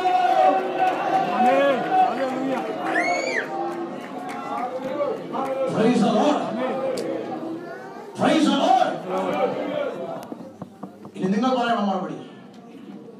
തലമുടി മണിക്ക് നിവർത്തിയായെങ്കിൽ, താടിയുടേറ്റ നിവർത്തിയായെങ്കിൽ, മനുഷ്യനാകാശത്ത് വന്നെങ്കിൽ, നക്ഷത്രങ്ങളുടെ കൂടുവെച്ചെങ്കിൽ, സമുദ്രത്തിലെ തിരമാല ഭൂമിയിലേക്ക് വന്നെങ്കിൽ, സ്വർഗത്തിലെ ദൂതന്മാർ സ്വന്തം നാവ് കൊണ്ട് പറഞ്ഞത് നടക്കാതിരിക്കും. അച്ഛാ, നടക്കാതിരിക്കോ മാമേ? Never, never. He will come again. അവൻ വീണ്ടും മടങ്ങി വരുന്നു. അവൻ വീണ്ടും മടങ്ങി വരുന്നു. അവൻ വീണ്ടും മടങ്ങി വരുന്നു. ഇനിയും കുറഞ്ഞൊന്ന് കഴിയുമ്പോൾ കർത്താവ് ഗംഭീരനാഥത്തോടെ, പ്രധാന ദൂതന്റെ ശബ്ദത്തോടെ, ദൈവത്തിന്റെ കാഹളനാദത്തോടെ സ്വർഗ്ഗത്തിൽ നിന്ന് അവൻ വെളിപ്പെട്ടു വരുമ്പോൾ ഇതേ സമയമാണ്. Praise the Lord. എന്തു വരും? മലപ്പുറത്ത് നിലമ്പൂരിന്റെ പ്രദേശത്താണ് ഒരു പ്രസംഗം കഴിഞ്ഞിറങ്ങി. യേശു വരും എന്ന് 1-ാം ദിവസം പ്രസംഗിച്ചു. ബാക്കി നാളെ തുടരും എന്ന് പറഞ്ഞിട്ട് മൈക്ക് കൈമാറി സ്റ്റേജിൽ നിന്ന് ഇറങ്ങുമ്പോൾ ഒരു ചേട്ടൻ വന്നിട്ട് ചോദിച്ചു, സാറേ പ്രസംഗമൊക്കെ കൊള്ളായിരുന്നു, ഞാനൊരു ചെറിയ കാര്യം ചോദിക്കാൻ വന്നാ. എന്താ? എന്നാ വരുന്നേ? ആ ഡേറ്റ് ഒന്ന് പറയണം. ഞാനങ്ങ് കുഴഞ്ഞു. കാര്യം ബൈബിളിൽ ഡേറ്റ് ഉണ്ടോ? ഇല്ല. ഇല്ലെന്ന് ഇവനോട് പറയാൻ ഒക്കുകയല്ല. എന്താ കാര്യം? ഇല്ലെന്ന് പറഞ്ഞാൽ ഉടനെ ഇവൻ ചോദിക്കും, അതെന്തുവാ സാറേ? സംഭവിക്കാൻ പോകുന്ന ചെറുതും വലുതുമായ കാര്യം മുമ്പേ വെളിപ്പെടുത്തിയ ദൈവത്തിന് വരുന്ന ഡേറ്റ് എന്താ അറിഞ്ഞുകൂടാ? എന്തെല്ലാം കേൾക്കുന്നേ? അതിനൊക്കെ വചനം പഠിക്കണം കേട്ടോ. കിട്ടുന്ന അവസരം ഒന്നും കളയാതെ ദൈവവചനം പഠിച്ചോളൂ. ഇപ്പോഴൊക്കെ നമുക്ക് സാഹചര്യം കൊണ്ട് പഠിക്കാൻ.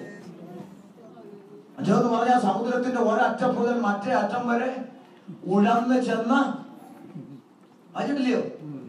ആമോസ് 8:11 അപ്പത്തിനായുള്ള വിശപ്പല്ല, വെള്ളത്തിനായുള്ള ദാഹമല്ല, ദൈവവചനം കേൾക്കുവാനുള്ള കാലം മനുഷ്യർക്ക് ആഗതമായി. അപ്പത്തിനായുള്ള വിശപ്പല്ല, വെള്ളത്തിനായുള്ള ദാഹമല്ല, യഹോവയുടെ വചനം തന്നെ കേൾക്കേണ്ടതിന് ഞാൻ ദേശത്തേക്ക് ദാഹം വരുത്തുന്ന കാലം വരുന്നു എന്ന് യഹോവയുടെ ഉറപ്പാണ്. അന്നാളിൽ സമുദ്രത്തിന്റെ ഒരറ്റം മുതൽ മറ്റേ അറ്റം വരെ അവർ ഉയർന്നു ചെന്ന് യഹോവയുടെ വചനം അന്വേഷിച്ച് അലഞ്ഞു നടക്കി കണ്ടു കിട്ടുകയില്ല. 13 നാളിൽ യൗവനക്കാര് ദാഹം കൊണ്ട് ബോധം കെട്ടു വീഴും. ഇന്ന് വണ്ടി വിട്ടു തരാന്ന് പറഞ്ഞാൽ ആളില്ല, അന്ന് കണ്ടു കിട്ടത്തില്ല. പഠിക്കാൻ കിട്ടുന്ന അവസരം പഠിച്ചോണം കേട്ടോ, കളയരുത്. 1 മണിക്കൂർ 1.5 മണിക്കൂർ സമയം വചനം പ്രസംഗിക്കാൻ കിട്ടിയാൽ ഓരോ പൊട്ടന്മാര് 10 മിനിറ്റ് എന്തെങ്കിലും ചക്കും ചുക്കും പറഞ്ഞേച്ച് പിന്നെ അങ്ങ് ഇറങ്ങും. പ്രാപിച്ചോ പൊട്ടട്ട പൊട്ടട്ട പൊട്ടട്ട കാര്യം ഇവര് പറയാൻ വല്ലതും വേണ്ടി. ആമേൻ. മണിക്കൂറോളം ദൈവവചനം കേൾക്കണം.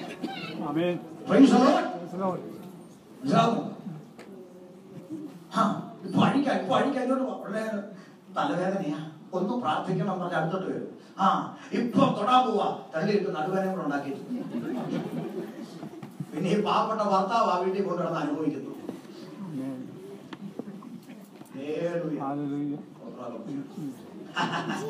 നോക്കേ,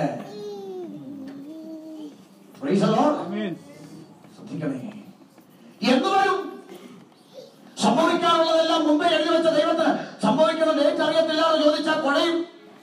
അവിടെ രക്ഷപ്പെടാൻ വേണ്ടി ഞാൻ പറഞ്ഞു, സഹോദര ഇന്നത്തെ സമയം കഴിഞ്ഞു,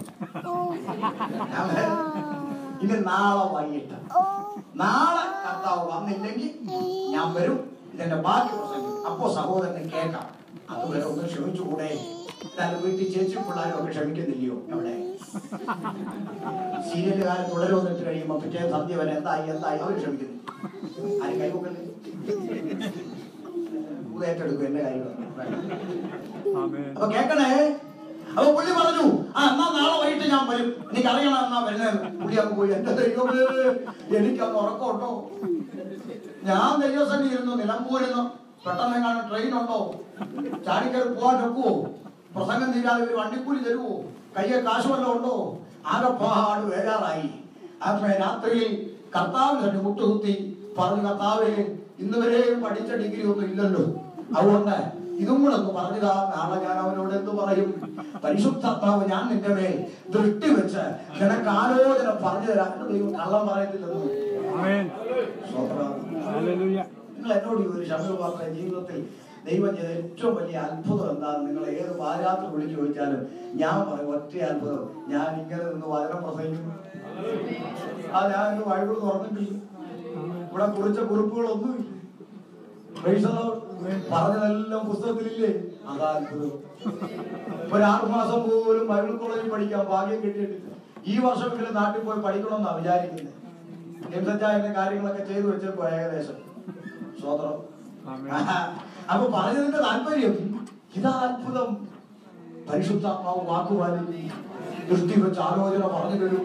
കൃത്യമായിട്ട് നിങ്ങൾ തലപോകുന്ന വിഷയമുണ്ടോ, സംശയമുണ്ടോ? നിങ്ങൾ സംശയം തീർക്കാൻ ഈ കള്ളന്മാരെടുക്ക പോകാതെ പുസ്തകമായിട്ട് ദൈവസഭയ്ക്ക് മാറിയിരിക്കാൻ ഒരു 1/2 മണിക്കൂർ കണ്ടെത്താൻ തമ്പുരാൻ പൊരുള് തിരിച്ചങ്ങോട്ട് പറഞ്ഞു തരുമോ?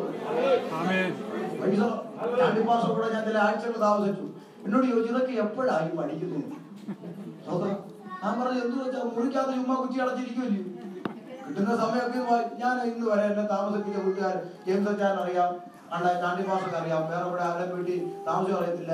ആ ചിക്കാഗോയിൽ ഞാൻ 2-3 ആഴ്ച കേരള ആശുപത്രിയിൽ ഇപ്പൊ ഞാൻ വരുമാന്റെ വീട്ടിൽ താമസിച്ച അവിടെ അറിയാം. ഞാൻ വല്ല കഴിക്കാൻ നേരം വിളിക്കും, വെളിയിൽ കഴിക്കും, അകത്ത് കുറ്റി കിട്ടാതിരിക്കും, എങ്ങോട്ടും ഇറങ്ങുന്നില്ല. അതിന് 2 കാരണമുണ്ട്. ഒന്ന്, ഇത് വായിക്കാം, ഇതിനകത്തുള്ള എന്തെങ്കിലും കാര്യം. 2, നമ്മൾ താമസിക്കുന്ന വല്ലവരുടെയൊക്കെ വീട്ട് അവരുടെ സാഹചര്യം, അവിടെ സ്വാതന്ത്ര്യമുള്ള വീടാ, അവരുടെ സ്വാതന്ത്ര്യത്തിൽ അവർ ജീവിക്കുന്ന വീടാ. അവിടുത്തെ കൊച്ചുങ്ങളൊക്കെ അവർക്ക് തോന്നിയ പോലൊക്കെ ആയിരിക്കും അങ്ങോട്ടും ഇങ്ങോട്ടും ഒക്കെ ഇറങ്ങി നടക്കുന്നത്. നമ്മളെന്തിനാ ഇത് കണ്ടത്? ആവശ്യമില്ലാത്ത കാര്യം നമ്മൾ വളരെ സൂക്ഷിക്കണം. നമ്മൾ അതിനകത്തോട്ട് പോയി കൊച്ചു എന്തിനാ നമ്മൾ അതിനകത്ത് ഇരിക്കുക വസം കഴിഞ്ഞ് വസന്ത് പോലെ കഴിക്കാൻ വിളിക്കും പറഞ്ഞില്ല പിന്നെ വിളിക്കുക അത് വേറെ കൊട്ടി കിട്ടും. അങ്ങനൊക്കെ ആണെങ്കിൽ ജീവിക്കാൻ പറ്റത്തുള്ളൂ. കാര്യം ചിലർക്ക് ഭയങ്കര ഫാൻസാ. ഞാനൊക്കെ പാട്ടൊക്കെ പാടി കഴിയുമ്പോഴത്തേക്കും അയ്യോ എന്തോ ഫാൻസാന്നറിയാം. ചിലരൊക്കെ എന്തിഷ്ടമാണെന്നറിയാം. മറുപടി വല്ലതും പറയാൻ പോയാൽ തീർന്നു. അതുകൊണ്ടാ ടൈംപാസൊക്കെ എപ്പോഴും പ്രാർത്ഥിക്കുന്നു ഇങ്ങനെ തന്നെ നിൽക്കാൻ വേണ്ടിയുള്ള എന്നോട് വിളിച്ച് പറയും അവിടുത്തെ ന്യൂജേഴ്സിയിലെ മീറ്റിംഗ് വലിയ അനുഗ്രഹമായിരുന്നു. ജെയിംസ് സ്കൂളിന്റെ മീറ്റിംഗ് ന്യൂജേഴ്സിയിൽ വളരെ അനുഗ്രഹമായിരുന്നു. അവിടെ വി എ വർഗീസ് പാസ്റ്ററും എന്നെ മാറ്റി നിർത്തി മീറ്റിംഗ് കഴിഞ്ഞു. എനിക്ക് വേണ്ടി അദ്ദേഹം ഒരു വാക്ക് പ്രാർത്ഥിച്ചു.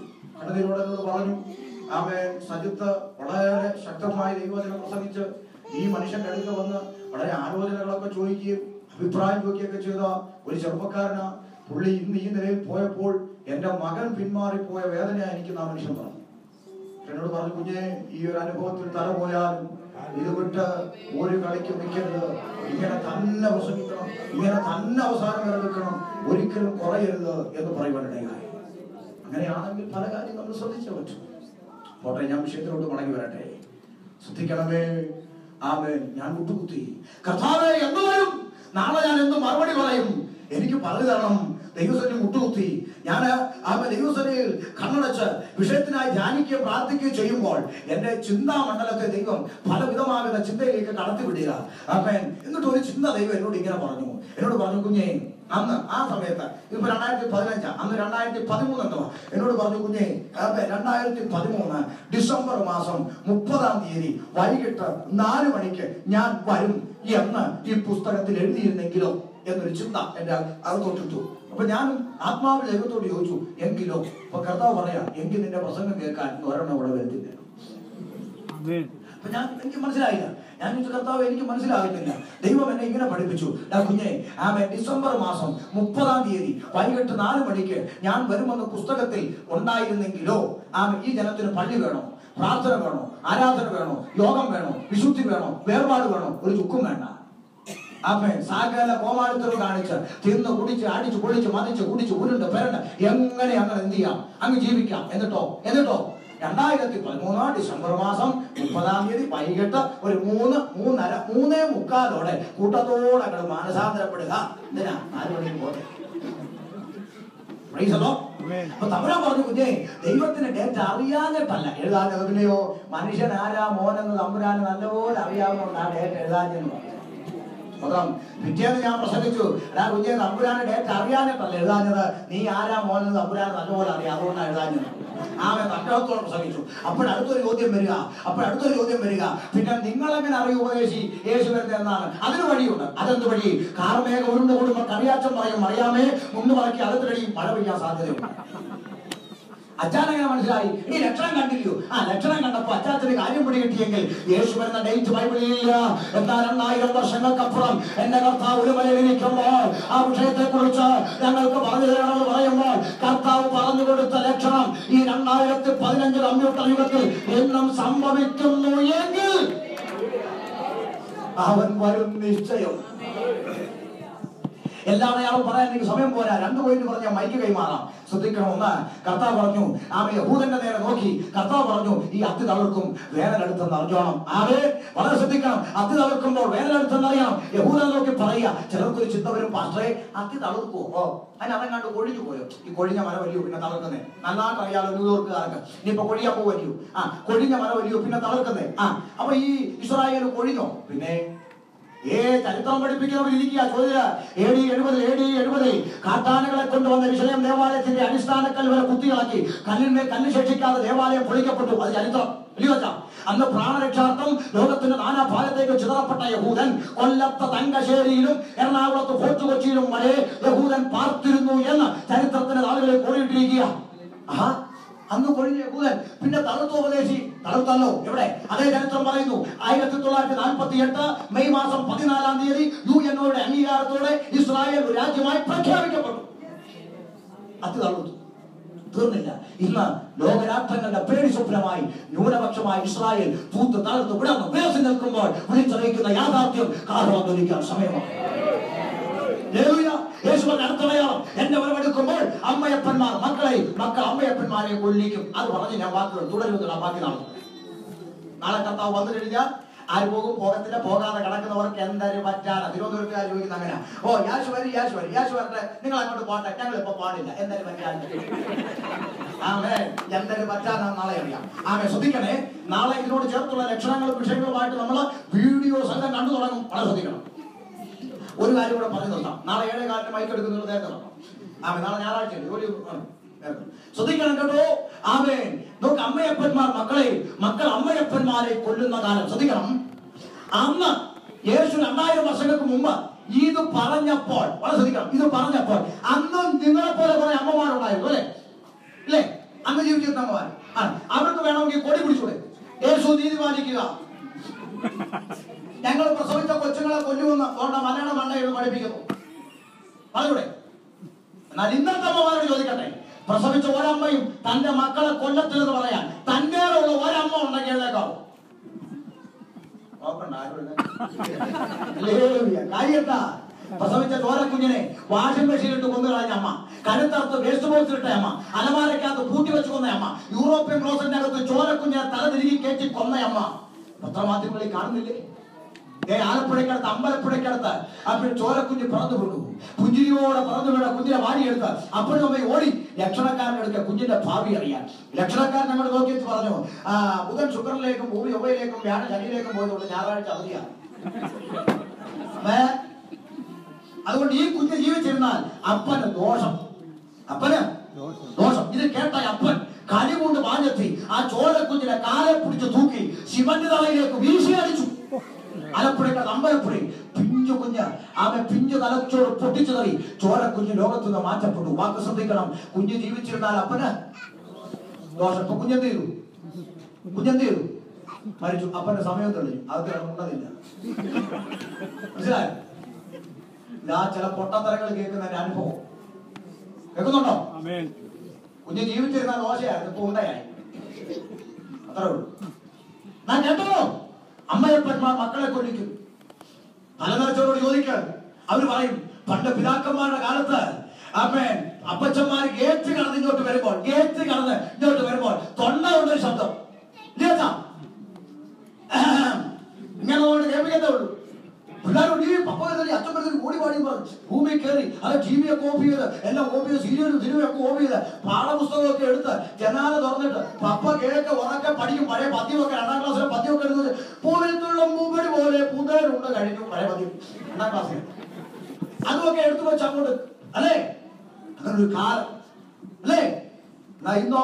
ഇന്ന് പിള്ളേരൊരു ശബ്ദം ഉണ്ടാക്കിക്കൊണ്ട് ഗേറ്റ് കടഞ്ഞോട്ട് വരും, കൊലവറി കൊലവറി. ഇത് കേൾക്കുമ്പോ അപ്പനും അമ്മയും ചുരുണ്ടുകൂടി ബെഡ്റൂമിൽ കളിക്കണം. അതാണ് കാലം.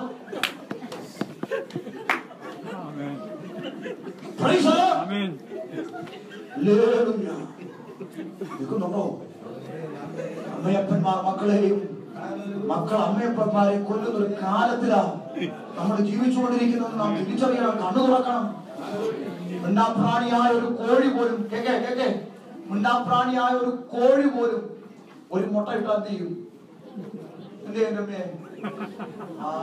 കൂടി വിളിച്ച് 10 പേരെ അറിയിക്കും. എന്താ രമ്യോട് ചോദിച്ചത്? എന്താ അവിടെ നോക്കണേ, മിണ്ടാപ്രാണിയായ ഒരു കോഴി പോലും ഒരു മുട്ട ഇട്ടാൽ കൂടി വിളിച്ച് 10 പേരെ അറിയിക്കും. നിങ്ങൾ അറിഞ്ഞോ? ഈ അടുത്ത കാലത്ത് ഒരു അമ്മ KSRTC ബസിന്റെ പറകലത്തെ സീറ്റി മുട്ട ഇട്ടേച്ച് ഞാനൊന്നും പറഞ്ഞില്ലെന്ന് പറഞ്ഞില്ല. കൂടിയതുമില്ല, വിളിച്ചതുമില്ല, ആരും അറിഞ്ഞില്ല. കേൾക്കുന്നുണ്ടോ? അമ്മയപ്പന്മാർ മക്കളെയും മക്കൾ അമ്മയപ്പന്മാരെയും കൊല്ലുന്നൊരു കാലം കൺമുൻപിൽ വെളിപ്പെട്ടു നിൽക്കുന്നു. കാരണം ധരിക്കാൻ സമയമായി. ആമേൻ. ഇതിനോട് ചേർത്തുള്ള വിഷയങ്ങൾ നാളെ തുടരും. നമുക്കെല്ലാം എഴുന്നേറ്റ് ഗാനത്തിന്റെ വരികൾ ചേർത്ത് പാടി സ്തോത്ര വഴിപാട് അർപ്പിക്കാൻ ആരും ഇറങ്ങി പോകരുത്. സ്വതന്ത്രം ഉപയോഗിച്ച് എല്ലാവർക്കും എഴുന്നേറ്റ് പ്രത്യാശയുടെ ഗാനം പാടി നമുക്ക് കർത്താവിനെ സ്തുതിക്കുമ്പോൾ കർത്താവ് നാമത്തിൽ നമുക്ക് കാണിക്ക അർപ്പിക്കാനുള്ള സമയം. കുഞ്ഞാട്ടിൻ കല്യാണ മകൾ ദിനത്തിൽ തന്റെ കാന്തയാകും വിശുദ്ധ സഭ. കുഞ്ഞാട്ടിൻ കല്യാണ മകൾ